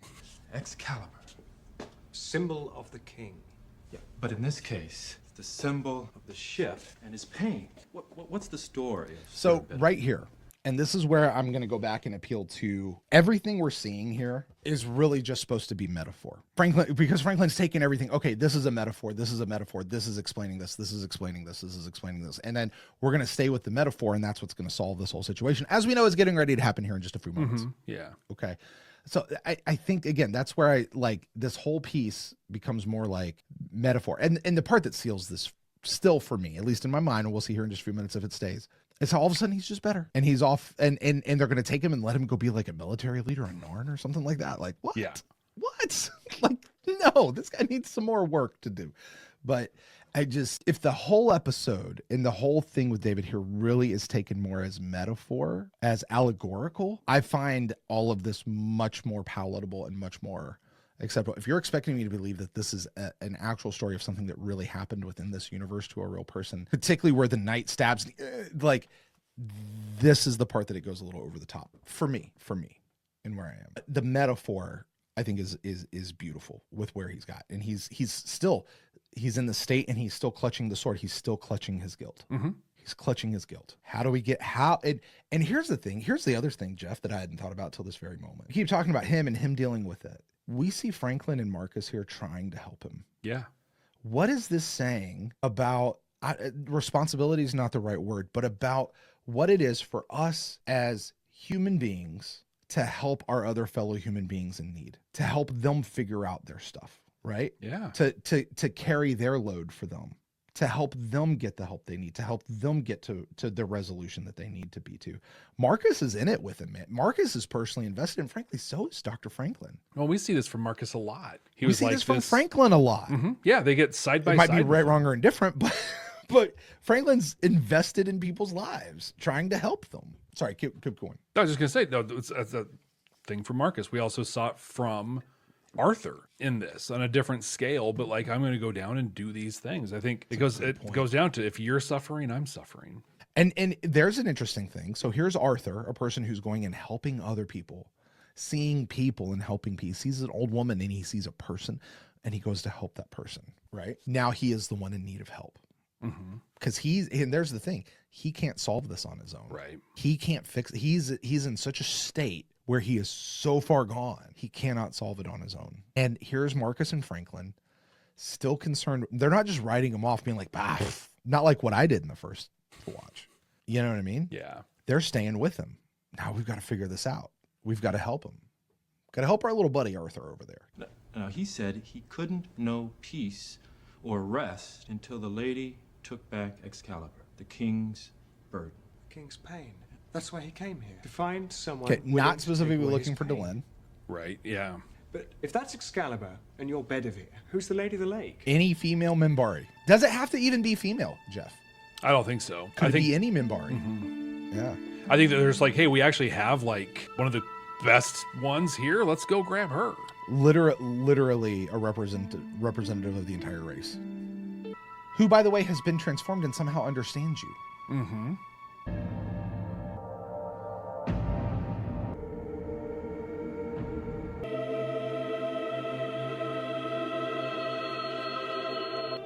Also, the way he's handling that sword is clearly plastic. Like, swords are heavier than that. Please tell me there's a note from JMS that this was like a real sword from somewhere. Yeah, no note on the sword, just the chainmail. Oh, man. Because that was... Man, he flipped that thing like it was weighed nothing. I want to call out just how incredible Delenn is here. She owes this guy nothing, right? Right. This is just some Earth Force guy who's got a thing, but here she is giving her whole self to him.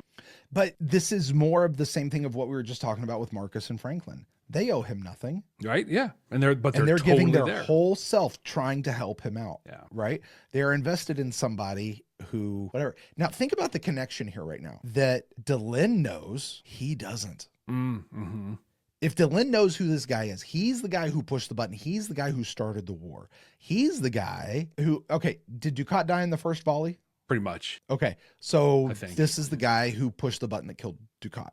Yeah. Right? She has every right to be bitter with this guy. And she has gone in here to not just to help him, but I mean, to meet him and to maybe, I mean, did she even know what she was walking into? Like, did she know how she was going to respond? You ever been one of those, like, look, I don't know how I'm going to respond going into this. Right, yeah, let's see what happens.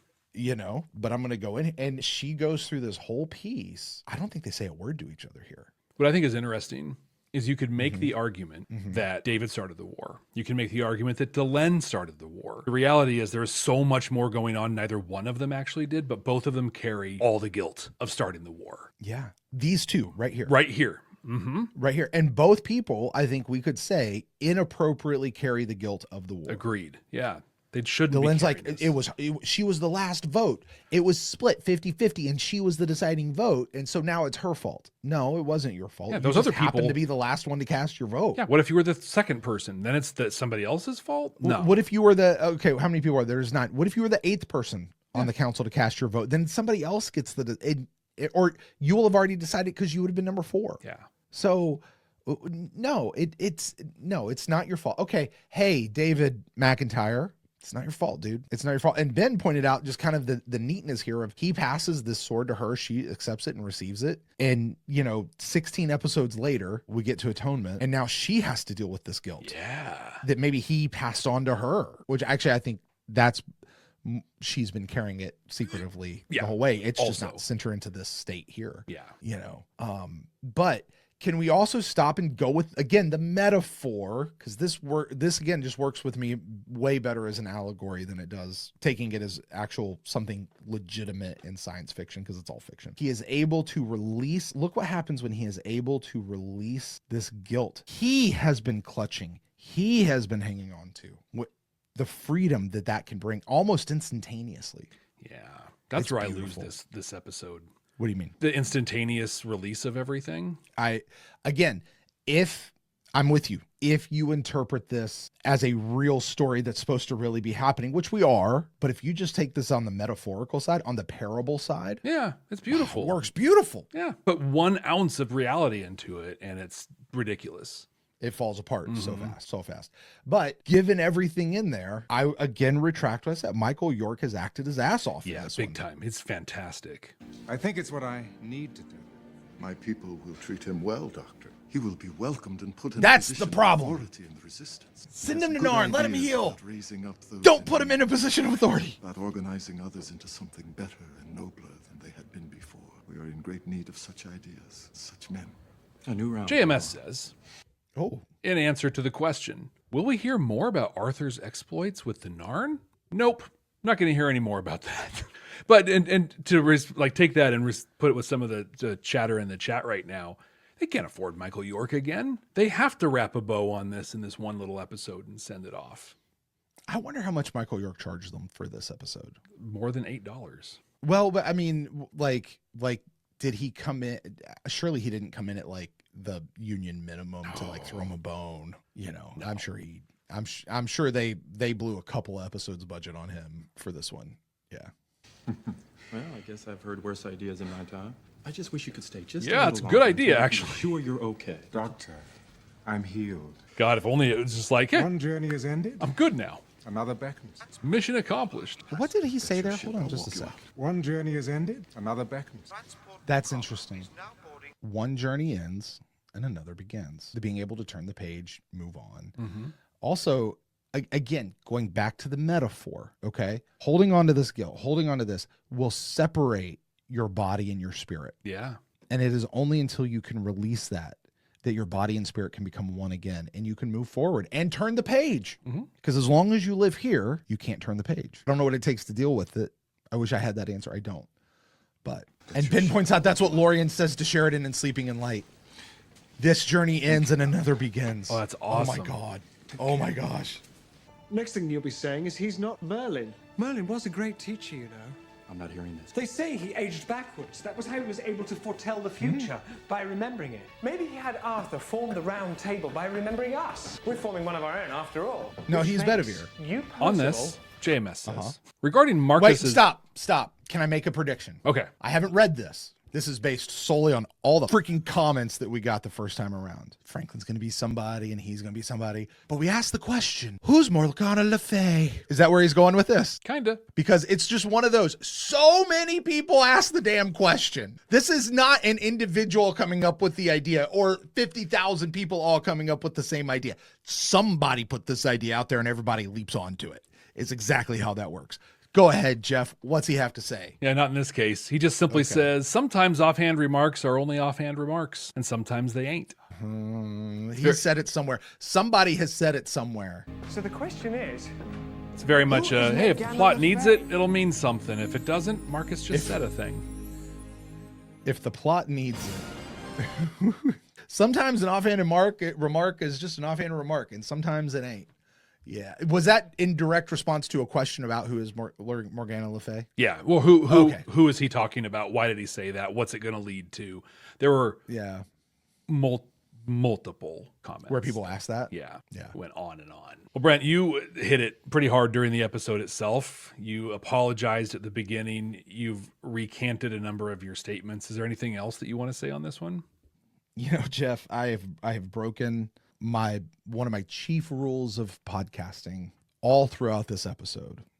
One of those rules is if I don't have personal experience with a situation or I'm not an expert in a situation, I just try not to comment on it at all. I don't have a lot of experience with psychotic breaks. I don't have a lot of experience with helping people through psychotic breaks or what it takes to medically clear all of that sort of stuff. I certainly have had experience, though, with what it means to carry guilt and the damage that that can do to your soul and having to work through that.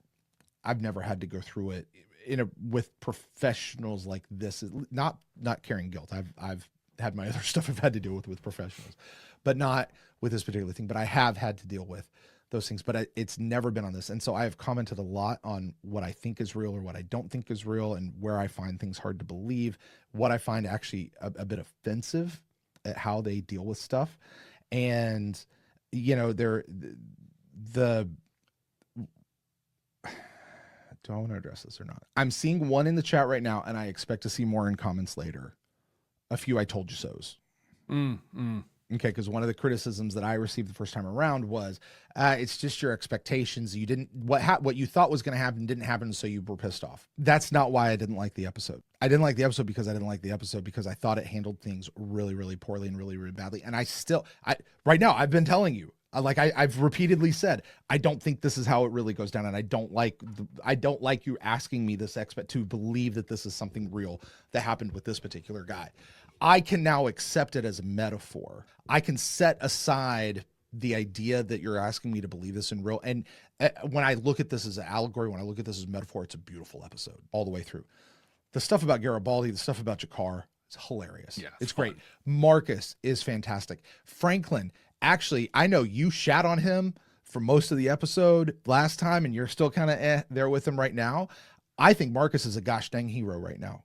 But not Marcus, Franklin. I think Franklin's a gosh dang hero. Yeah. And because even though he talks about, I'm just gonna tell him the truth. When we watched the way he handled it, he was measured, he was compassionate, he handled it like a pro. And again, not a health professional. I can't tell you that that's the way it should have been done, but based on just my own personal lay watching, I really liked. I thought Franklin handled himself and accorded himself very well. And the whole thing about like his stim addiction and thinking he's better than everybody and all that kind of stuff, I didn't catch a whiff of that in this episode. I do remember thinking it the first time I watched it though. Yeah. I still have trouble believing and coming up with this idea that he's immediately healed and he can go be put in a position of authority somewhere else. Yeah. Like, no. But again, if this is metaphor, if this is allegory, totally cool with it.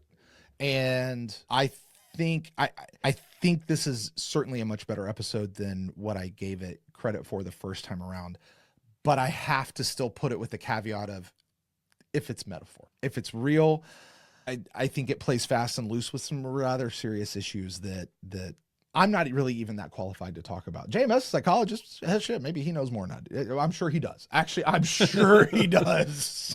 Okay, I'll give him that.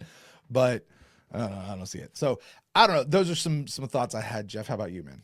You know, on the point of it being like, oh, he's just better or whatever, and that it really bothers me. Also, It's a product of its time.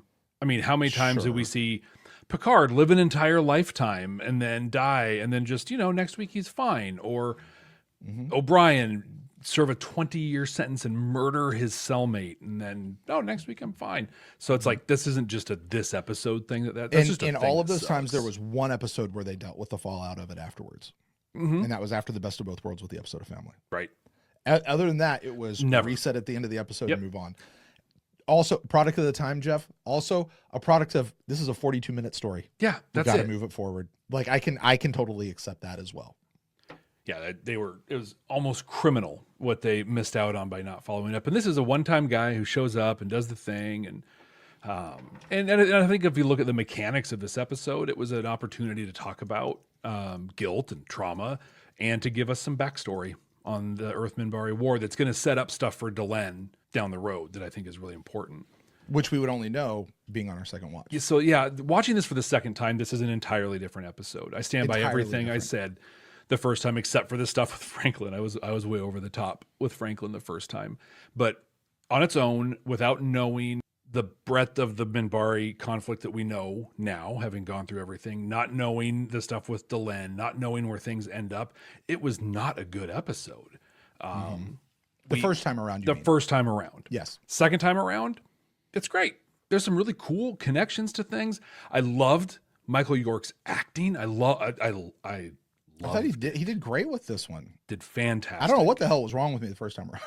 Well, because the first time around, the whole thing, I think both of us were wrapped up in this isn't a good concept. Like this, or not good execution of a concept. Yeah. And honestly, like, okay, so on our Patreon, I was doing and will continue here soon, reactions to a show that JMS did directly after Babylon 5 called Jeremiah.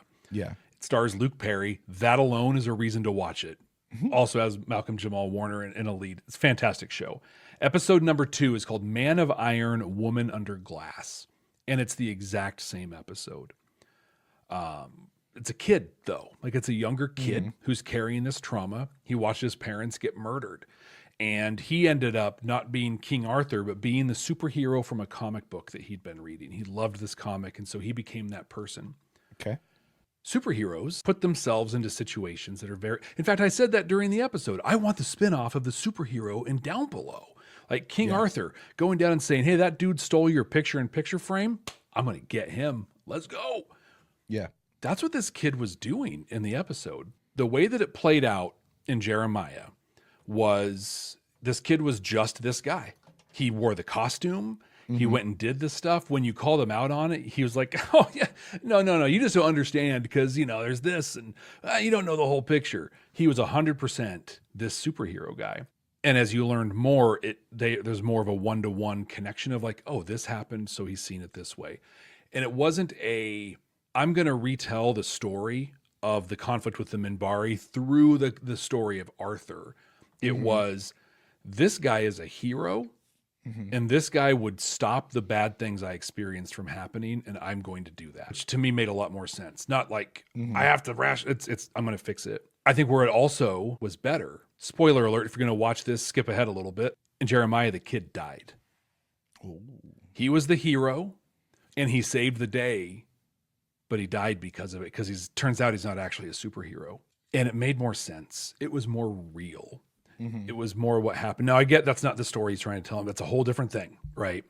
In Jeremiah, they're trying to tell the story of the impact of the big death and all this new world that they've been living in for a couple of years, but it's a different thing. But it was executed so much more effectively than it was here. Even with Michael York carrying this like a champ, there are times it felt cartoony. Times it felt kind of a little too far to the side of reality. And where I think it's really unfortunate and there's a missed opportunity is the idea of dissociation to the point of creating a different persona is a very real thing that happens somewhat frequently. I do have experience with handling psychotic breaks and people being in the middle of psychosis. And this is what it looks like up until the point where he's like, hey, I'm better. But that whole thing of like, as they do emerge from the thing, they're frozen. They're not capable of existing in the world. That does so much damage. Holding on to that guilt, to take it back to the message, holding on to that guilt and not letting it go, creating that entire persona around the real pain does so much damage to your brain, like physically. They say that the neurons that fire together wire together. Like it literally reshapes your brain. And so as you go through the process, because it's supposed to be a process that takes a good chunk of time of emerging from it with like a number of professionals and stuff like that, not just Dr. Franklin telling you the story very compassionately, but in a couple of minutes breaking it down. As you emerge, it is very common that like, hey, this person, they're going to be down for 72 hours. We might not hear from them for 2 weeks. It's not uncommon at all. So I think they hit some things very appropriately. Yeah. And some things were just too far. Like the vignettes they showed in the black and white. What a great idea. The concept was cool. It didn't work. It didn't work. Yeah. That came off too and cartoony. maybe that's what I'm feeling, because again, the whole like he's going through, he's holding his hands out like he has the sword in it, but in the dream he doesn't have the sword. Like I could see that reversed. In the dream he has the sword in his hand, so in reality he's actually standing there with his hands up and nothing's in his freaking hand. Yeah, because he's carrying his guilt. That would make sense to me. Flip-flopping it just doesn't make sense to me, and all that. So I do want to say this. Okay. To reiterate one more time, I'm not a mental health professional. This is not something I've ever had to deal with. I'm just responding based on stuff that I know how to respond. If I've said anything incorrect or out of line, or I have offended anybody out there based on my own ignorance, I own that and I apologize for it, because I really am not meaning to offend anyone. It's just my response that I have based on my own personal limited information. That whole vignette thing where he gets stabbed, like, if that's supposed to be what's happening in his mind, the metaphor was beautiful. I just don't get it. Yeah, but the metaphor is great. Yeah, but the whole in its totality, that thing, it just didn't hit. You know, a thing that we love very much is when we talk about the message. Yeah, and then JMS comes around and he's like, "Well, actually," and we get that in this one. Does he? It's not so direct. Joe? There's not so much like a direct message in this one. I feel like this is more of a. We talk about a hope that things can be better in the future. We can be better humans to one another. This isn't like necessarily a how around it. It's like, hey, you saw some of this. Now do that also. It says, for all our generosities and our accomplishments, for all of our statutes to decency and optimism, a meanness of spirit and an unhealthy cynicism has crept into the cultural zeitgeist over the last 20 years, 40 years. To combat this, we must do what is right, only because it is right. Arthur and G'Kar embody that in this episode. They're honorable. They do not act in their own self-interest. What a great example that we should all learn from. Can I add to that? Please do, yeah. Marcus and Franklin also act in a way that is not in their own self-interest. It's not just Arthur and G'Kar. But I find that whole end scene where Marcus and Franklin, like, they won't let it go. They won't just let him be. They're like, no, we can do this. Like, we've got to figure this out. They were getting nothing in return. I promise you, he's not paying that medical bill. Right, and ever. You know what I mean? Like, they were getting nothing out of it, just outside of their own personal investment of what it was just to be good human beings to somebody else. There's your message, Jeff. Right there. What it is to be good. And we also see that, not taking anything away from what Arthur and G'Kar were doing in their little mission. Yeah, and by the way, let's look at what Garibaldi did that was actually just wrong, because he was only about his own self. What was he about? He was about his wallet. That's it. Exactly. That's he my did all stuff. that. Yeah, because it was his wallet. My mozzarella, my pepperoni. Well, Jeff, I think it's time. Do you think it's time? Like, I don't. So you talked about watching this episode, your thing, like, oh, this will be fun. No, I don't want to do it. I'm at that moment now. I don't want to do this. Well, Jeff, here's the good news. Whatever you do is going to be 100% completely accurate, definitively correct, because we are creating our 100% completely accurate and definitive ranking of Babylon 5 Season 3 as we watch it here for the second time. And Jeff, thank God. Thank the good Lord. Thank the sisters and the queens who traveled on a boat to pick Arthur up and take him to Avalon. Thank them all that you are the one who has to place this episode. And I'm going to make a challenge to you, Jeff. Okay. You are not allowed to take into account in your ranking where we placed this in the first time around, which was at number 22, because ultimately we found this episode very offensive. We did. Okay. It was number 22 of 21 episodes, by the way, because we combined War Without End. And 21 was just left blank. Like that's it was down there. You are not allowed to raise this higher than it should be just because our opinion of the episode has come up. You really have to rank this episode against the other episodes based on its merit, based on their merit.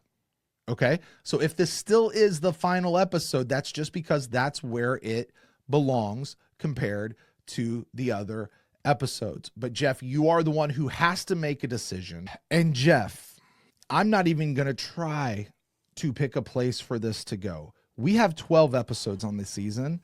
I am going to, honestly, in a way to buy you a little bit more time, going to read all 12 episodes for this nice little graphic that's going to pop up on the screen here later when we edit it in. Number 12, our worst episode of the season so far.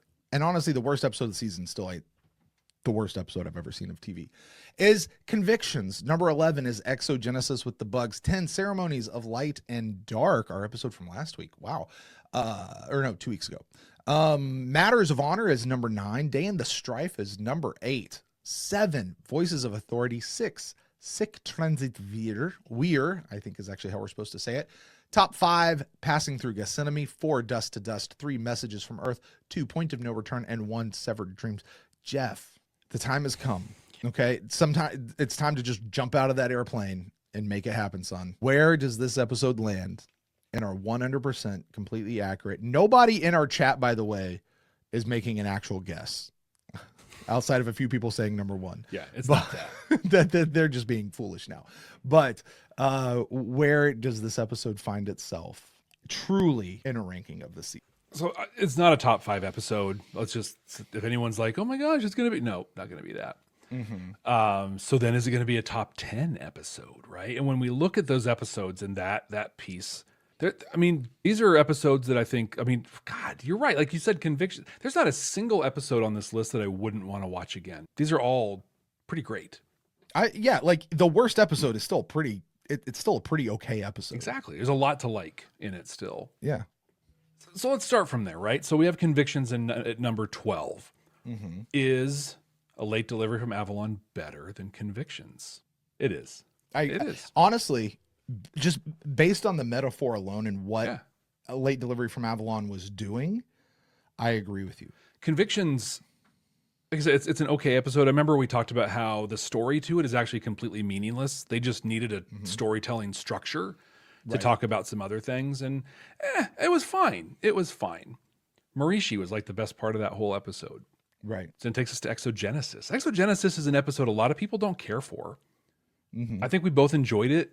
We liked it a lot the first time we watched it. Yeah. Liked it less the second time because it literally could disappear and no one would ever know, right?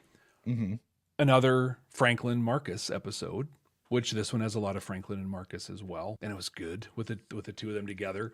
So is this better than Exogenesis? Well, this actually has more ties to the arc and the storyline itself than Exogenesis does. It carries on the Franklin and Marcus piece. So yeah, this is better than Exogenesis. Ceremonies of Light and Dark. This was a very Delenn-centric episode. Yeah. One of her best. You think so? I think so. I think we talked about that a little bit. Okay. I think. Okay. Or I at least thought about it a little bit. Because I really, really liked her in Severed Dreams, right? We saw the 3 versions of her and it was fantastic. And then in Ceremonies of Light and Dark, we got to see her just like kind of all come together. And in a way, it's what did I say about her? She blew a lot of hot wisdom. She was a bag of hot wisdom in that episode. Right. So is this better than Ceremonies of Light and Dark? On balance, Ceremonies of Light and Dark wasn't it a phenomenal episode? They got the new. I don't think it was. They got the new uniforms and stuff. It was okay, but it was a good. Palate cleanser is not the right word, but it was we had this big high, and here's what happened next. Yeah, it was. Well, it was the reset, right? It's the pivot point. Yeah, it's the halfway mark. Right. It's where it's okay. So where do we go from here? Yeah. It's interesting that we went here next. In JMS's that next to last episode is like the big wham episode, right, of the season, and then his final episode of the season usually is the sort of the denouement, the sending us off, right? It's Ceremonies of Light and Dark was that for that Severed Dreams trilogy. Yeah, right? It really was. And then we got Sick Transit Veer, and then here's this one as we get back to our episodic weekly stuff. Piece of it. I'm going to say that A Late Delivery from Avalon is not better than Ceremonies of Light and Dark. Okay. Not by a long shot. Okay. But I'm going to make it the number 11 episode on the season. Interesting. Can I tell you where I would have put it? Sure. You're not going to believe me. I would have actually ranked it higher than you. How much higher? By a couple of places. Really? This to me was better than Ceremonies of Light and Dark. Okay. This episode had more to say and did more stuff than Matters of Honor. And I'm looking at this one either above or below A Day in the Strife. And I would have to go back and revisit A Day in the Strife to actually. Really? Yeah. Yeah, and I like Matters of Honor. I liked Ceremonies of Light and Dark. I'm not saying I'm not saying that but I think this episode had more to do. I think it had more to say. I don't think it goes above Voices of Authority. Agreed. Like to me, the line of this season between great, like there's this line of from between Dust to Dust and Passing Through Gethsemane, Dust to Dust and above are phenomenal episodes. Mm-hmm. Then there's this other line right between Voices of Authority and Day in the Strife that go from the really good episodes to that was a good hour of TV. Yeah. This one to me is below that line, above or below Day in the Strife. I'm not entirely sure. I'd have to revisit Day in the Strife to see that. But that's just so y'all know, it's about where I would place it. Wow. But I'm not doing this one. You are, Jeff. So it's on this me. is our new number 11. So if you guys don't like that placement, write Jeff. That's just the way it is. Just the way it is. People are falling over shocked in the chat. I bet. Right I'll now. bet. Like, look, is this okay? Pinch me. Right. What is this? Right. Yeah. Wow. Okay. Yeah. Well, there you go. Well, Jeff, that's going to do it. I tell you what, I'm glad to have gone through this experience. I'm also happy to be on the backside of it. Yeah. I'm happy to be on the backside of it is what I'm going to say. Yes. Happy to be on the backside of it. Agreed. But that's going to do it for Late Delivery from Avalon. Jeff, new episode up next week titled Ship O' Tears. Ship O' Tears. I wish I could do an Irish accent because that would just be really funny to me right now. Jeff, do you remember what your prediction was the first time? Not what actually happened, but what you thought this episode might be about the first time we went through it? I do. I really keyed in on the Babylon treaty that Ivanova was handing out to everybody, right? Mm-hmm. And so I thought I was going to pick that up. Refugees are going to start pouring in from various worlds. And specifically a Drazi ship was going to come and have a group of down and out citizens, some poets, women, children. And the captain is going to start negotiating for peace with the non-aligned worlds because like they're it's so bad. We're having to flee with all these people. Can we lean on this treaty for some peace? Do you remember what you predicted? I do. So I said that this was going to be a ship, the Ship of Tears. This would be like a ship, like a Minbari warship that's kind of like the Widowmaker. Like this is the ship that's just going to blast everybody and take them out of the sky. Like it's going to come back into the frame. I also said the episode wasn't going to be good. Okay. I did not have a lot of hope for this episode. I like your idea of it, the Ship of Tears, because it's reminiscent of the one of I'm going to say it's a top 3 darkest stain on the history of our own great country here, Jeff. The Trail of Tears. Yeah. Oh my God. It's and your idea of what that could potentially be in the going back and forth. I like the idea of what that could have been for where that goes. Jeff, before we move on, because I know we're wrapping this up here, but there was an excellent question I thought in the chat that I want to address real quick before we go back. Okay. And again, this is more dealing with our first watch and some things we saw in I think this was actually even in the recap video. I said I rated this on Star Furies. Star Furies back in the day, for those of you who didn't watch our first watch, was we had a Delta rating, which was how strong the messages were, and then we had Star Furies, which was how much we enjoyed the episode and how Babylon 5 it was. And I gave this like a half of a Star Fury for. I think my exact words were, first of all, I didn't like it at all, but also it just didn't do anything in a Babylon 5 way. And they asked me how many Star Furies I would give it now. Which I think is great. And I'm going to actually ask you to say I want you to give your own Star Fury thing, Jeff. But so to look at it now and go, how much did we enjoy this episode? Pure enjoyment of this episode, Jeff. I'm going to say this on a scale of 0 to 5 Star Furies, because we were on a scale of 5 Star Furies, right? Yeah. To me, this one would be like a 3. Okay. Just on a pure enjoyment level. More than half. Still not the best episode. I listen, Michael York had a big come up for me in this. I still don't love it. Yeah. It's a 3. I'm not, this is not a yes, Late Delivery from Avalon's on. Not in the least. It's like, oh, okay. I could maybe watch this episode maybe. As far as how Babylon 5 it was though, and that's where I really want it. Like, Jeff, I think there's an inherent thing that says how Babylon 5 is something is really saying how Joe Michael Straczynski is this episode. Okay, yeah. We've gotten to know JMS from a distance over the last couple of years through his autobiography, through interactions that we've seen him have with the public, a couple that we've happened to have, but mostly through his work, right? And JMS is a guy who I think you can know through his work. Yeah. Okay. Yeah. If you want to know who JMS is as a person, look at his work. And so I think asking just how Babylon 5 or how JMS is this episode, Jeff, this is a very JMS episode. If I think this is him. Maybe it was executed better when he did Jeremiah. There's a reason he redid the episode. Yeah, absolutely. You know what I mean? I think this is an episode that he's very proud of this episode. There's a lot that I think he poured into this episode that I shat on all over the place in the first one.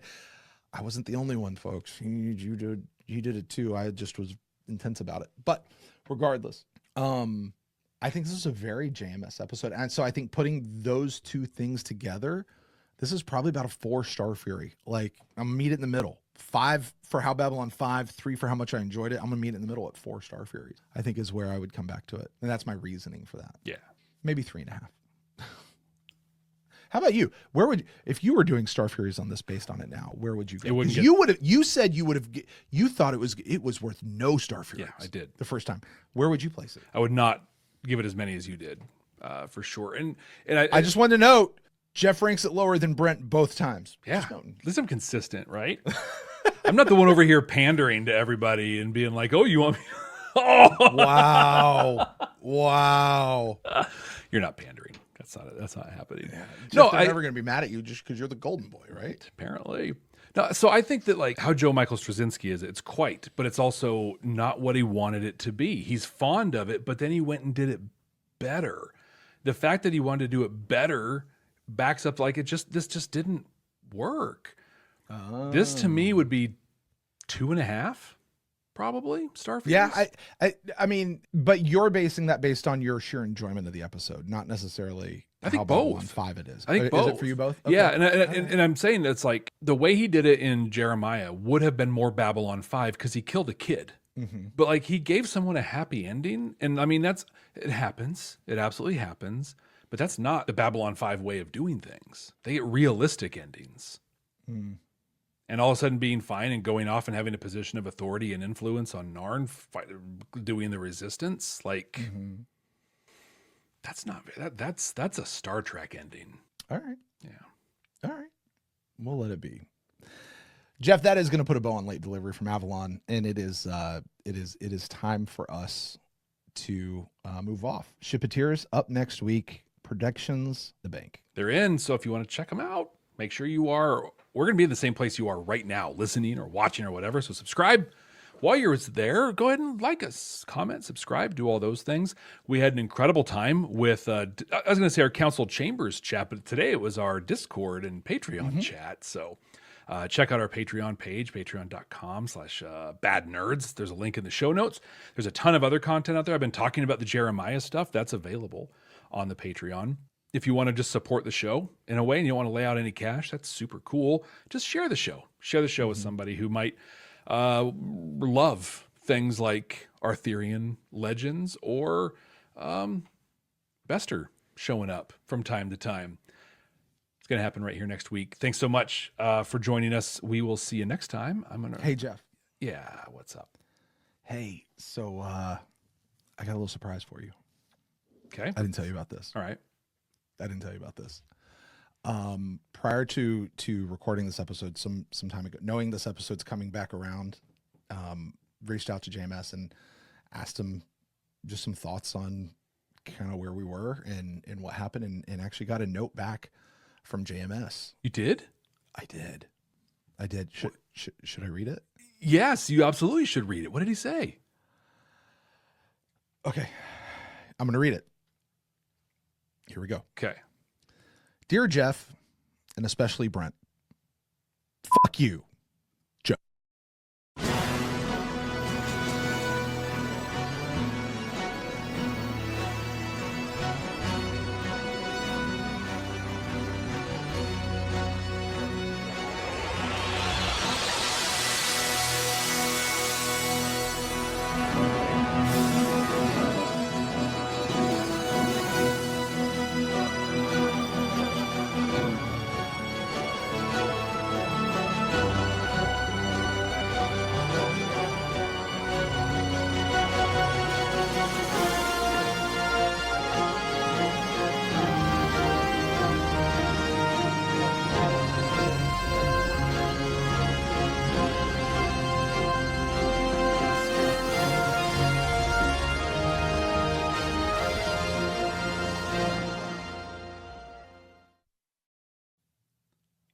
course he said that.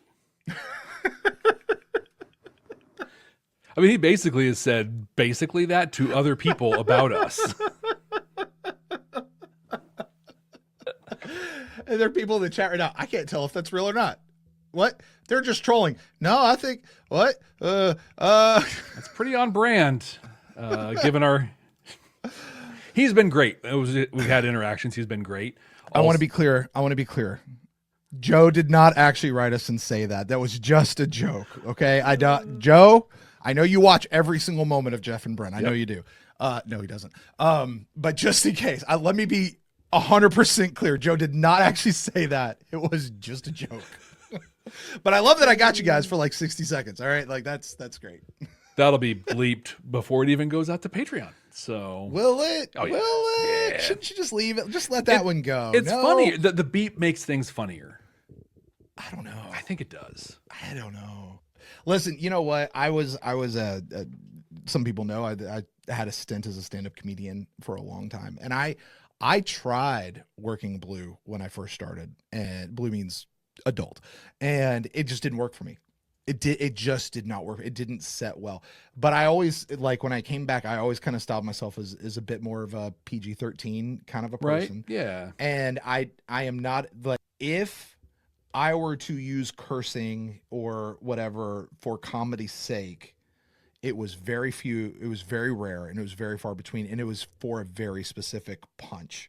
That would have been the type of punch. Now, the problem is with whenever you do that, it can work one way in your mind. You have to put it out there in the public and try it both ways and see which one hits and see how it lands before you know if it's good or not. But that would be one I'm not, you probably, listen, we have a certain rating and a certain thing that we do here on this show that we probably need to maintain. So sure, I'm sure that's probably fine. But well, Nia makes the point. It's A/B testing time. Throw them out. See what happens. See what happens. It's also assuming people watch that long. Well, that's the whole point. Is like that's the whole point of Club 65, right? Is like because once you start the outro, people like we see the number like it Whoosh, actually drops. Actually, there's quite a few people that it typically it dunks. Yeah. Ours actually stays pretty, like it goes down some, but it stays pretty good. We've trained them. It's taken hundreds of episodes, but we've trained them. Right. To your point, and this is 100% true story. We have video evidence to it. Our friend Suzanne was at a conference. She was actually at a conference while we were recording our episode on Sleeping in Light. And she got up and she asked him, spoiled it, Suzanne, for him, because he was eager to watch, and asked him, are you familiar with Jeff and Brent? And his words were, yes, I am, and so are the police. Which is hilarious. I love that was his answer. I thought that was so funny. That was pretty great. Yeah. So anyway, I saw somewhere in the chat that I'm trying to tank the reboot again. Yeah. How much was that check you got this time from Paramount? It's pretty sweet.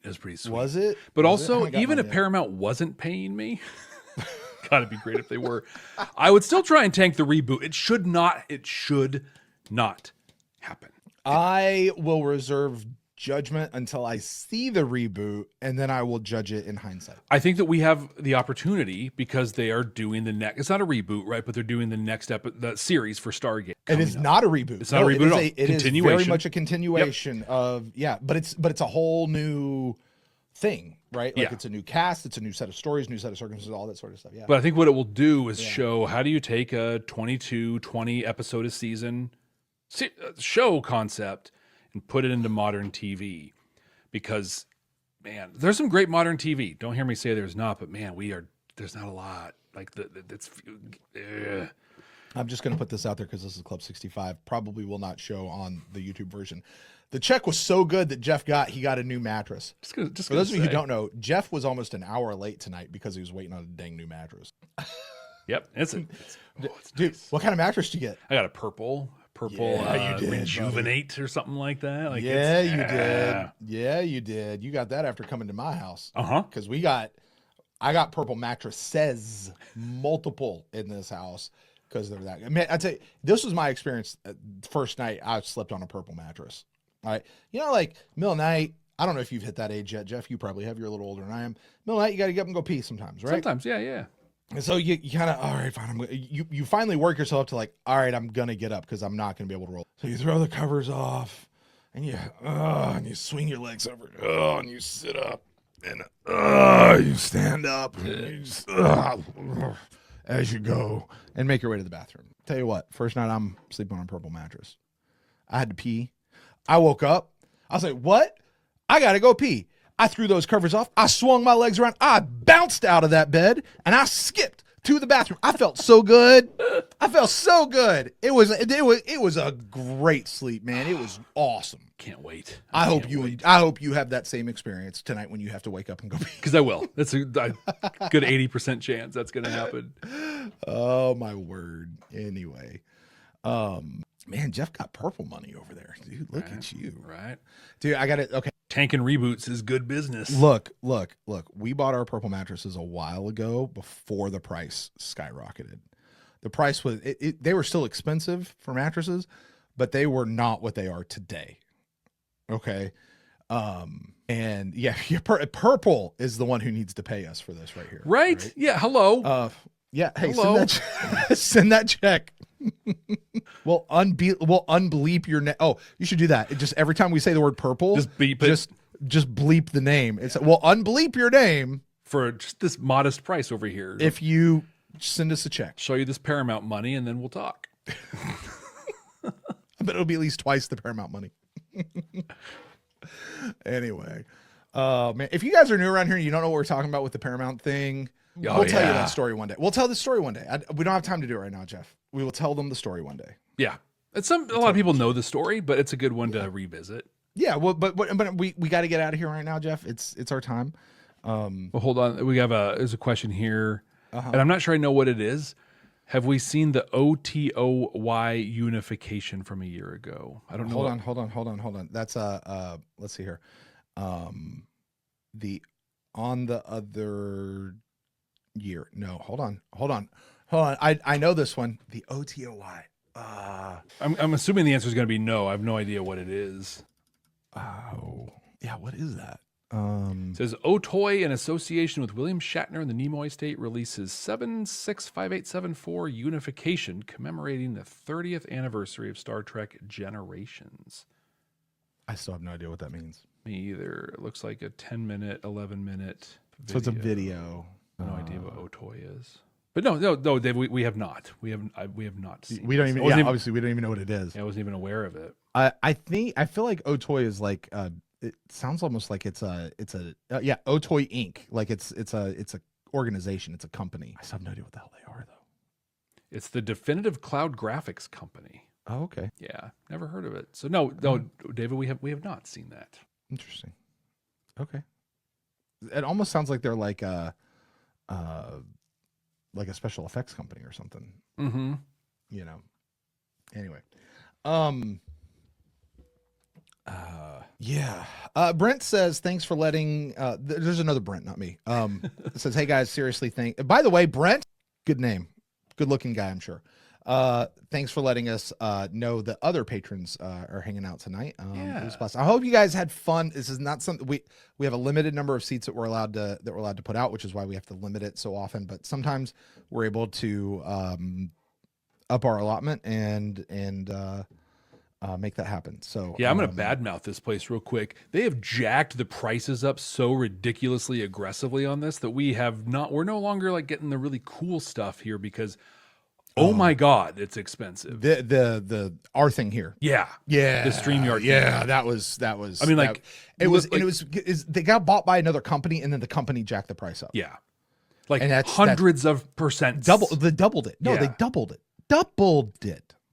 Yeah, it's nuts. Stupid. So yeah, we do this when we're able to, and we are super happy when we're able to. Yeah. So, anyway, Andy wants a job at Paramount. So, anyway, I do think we need to.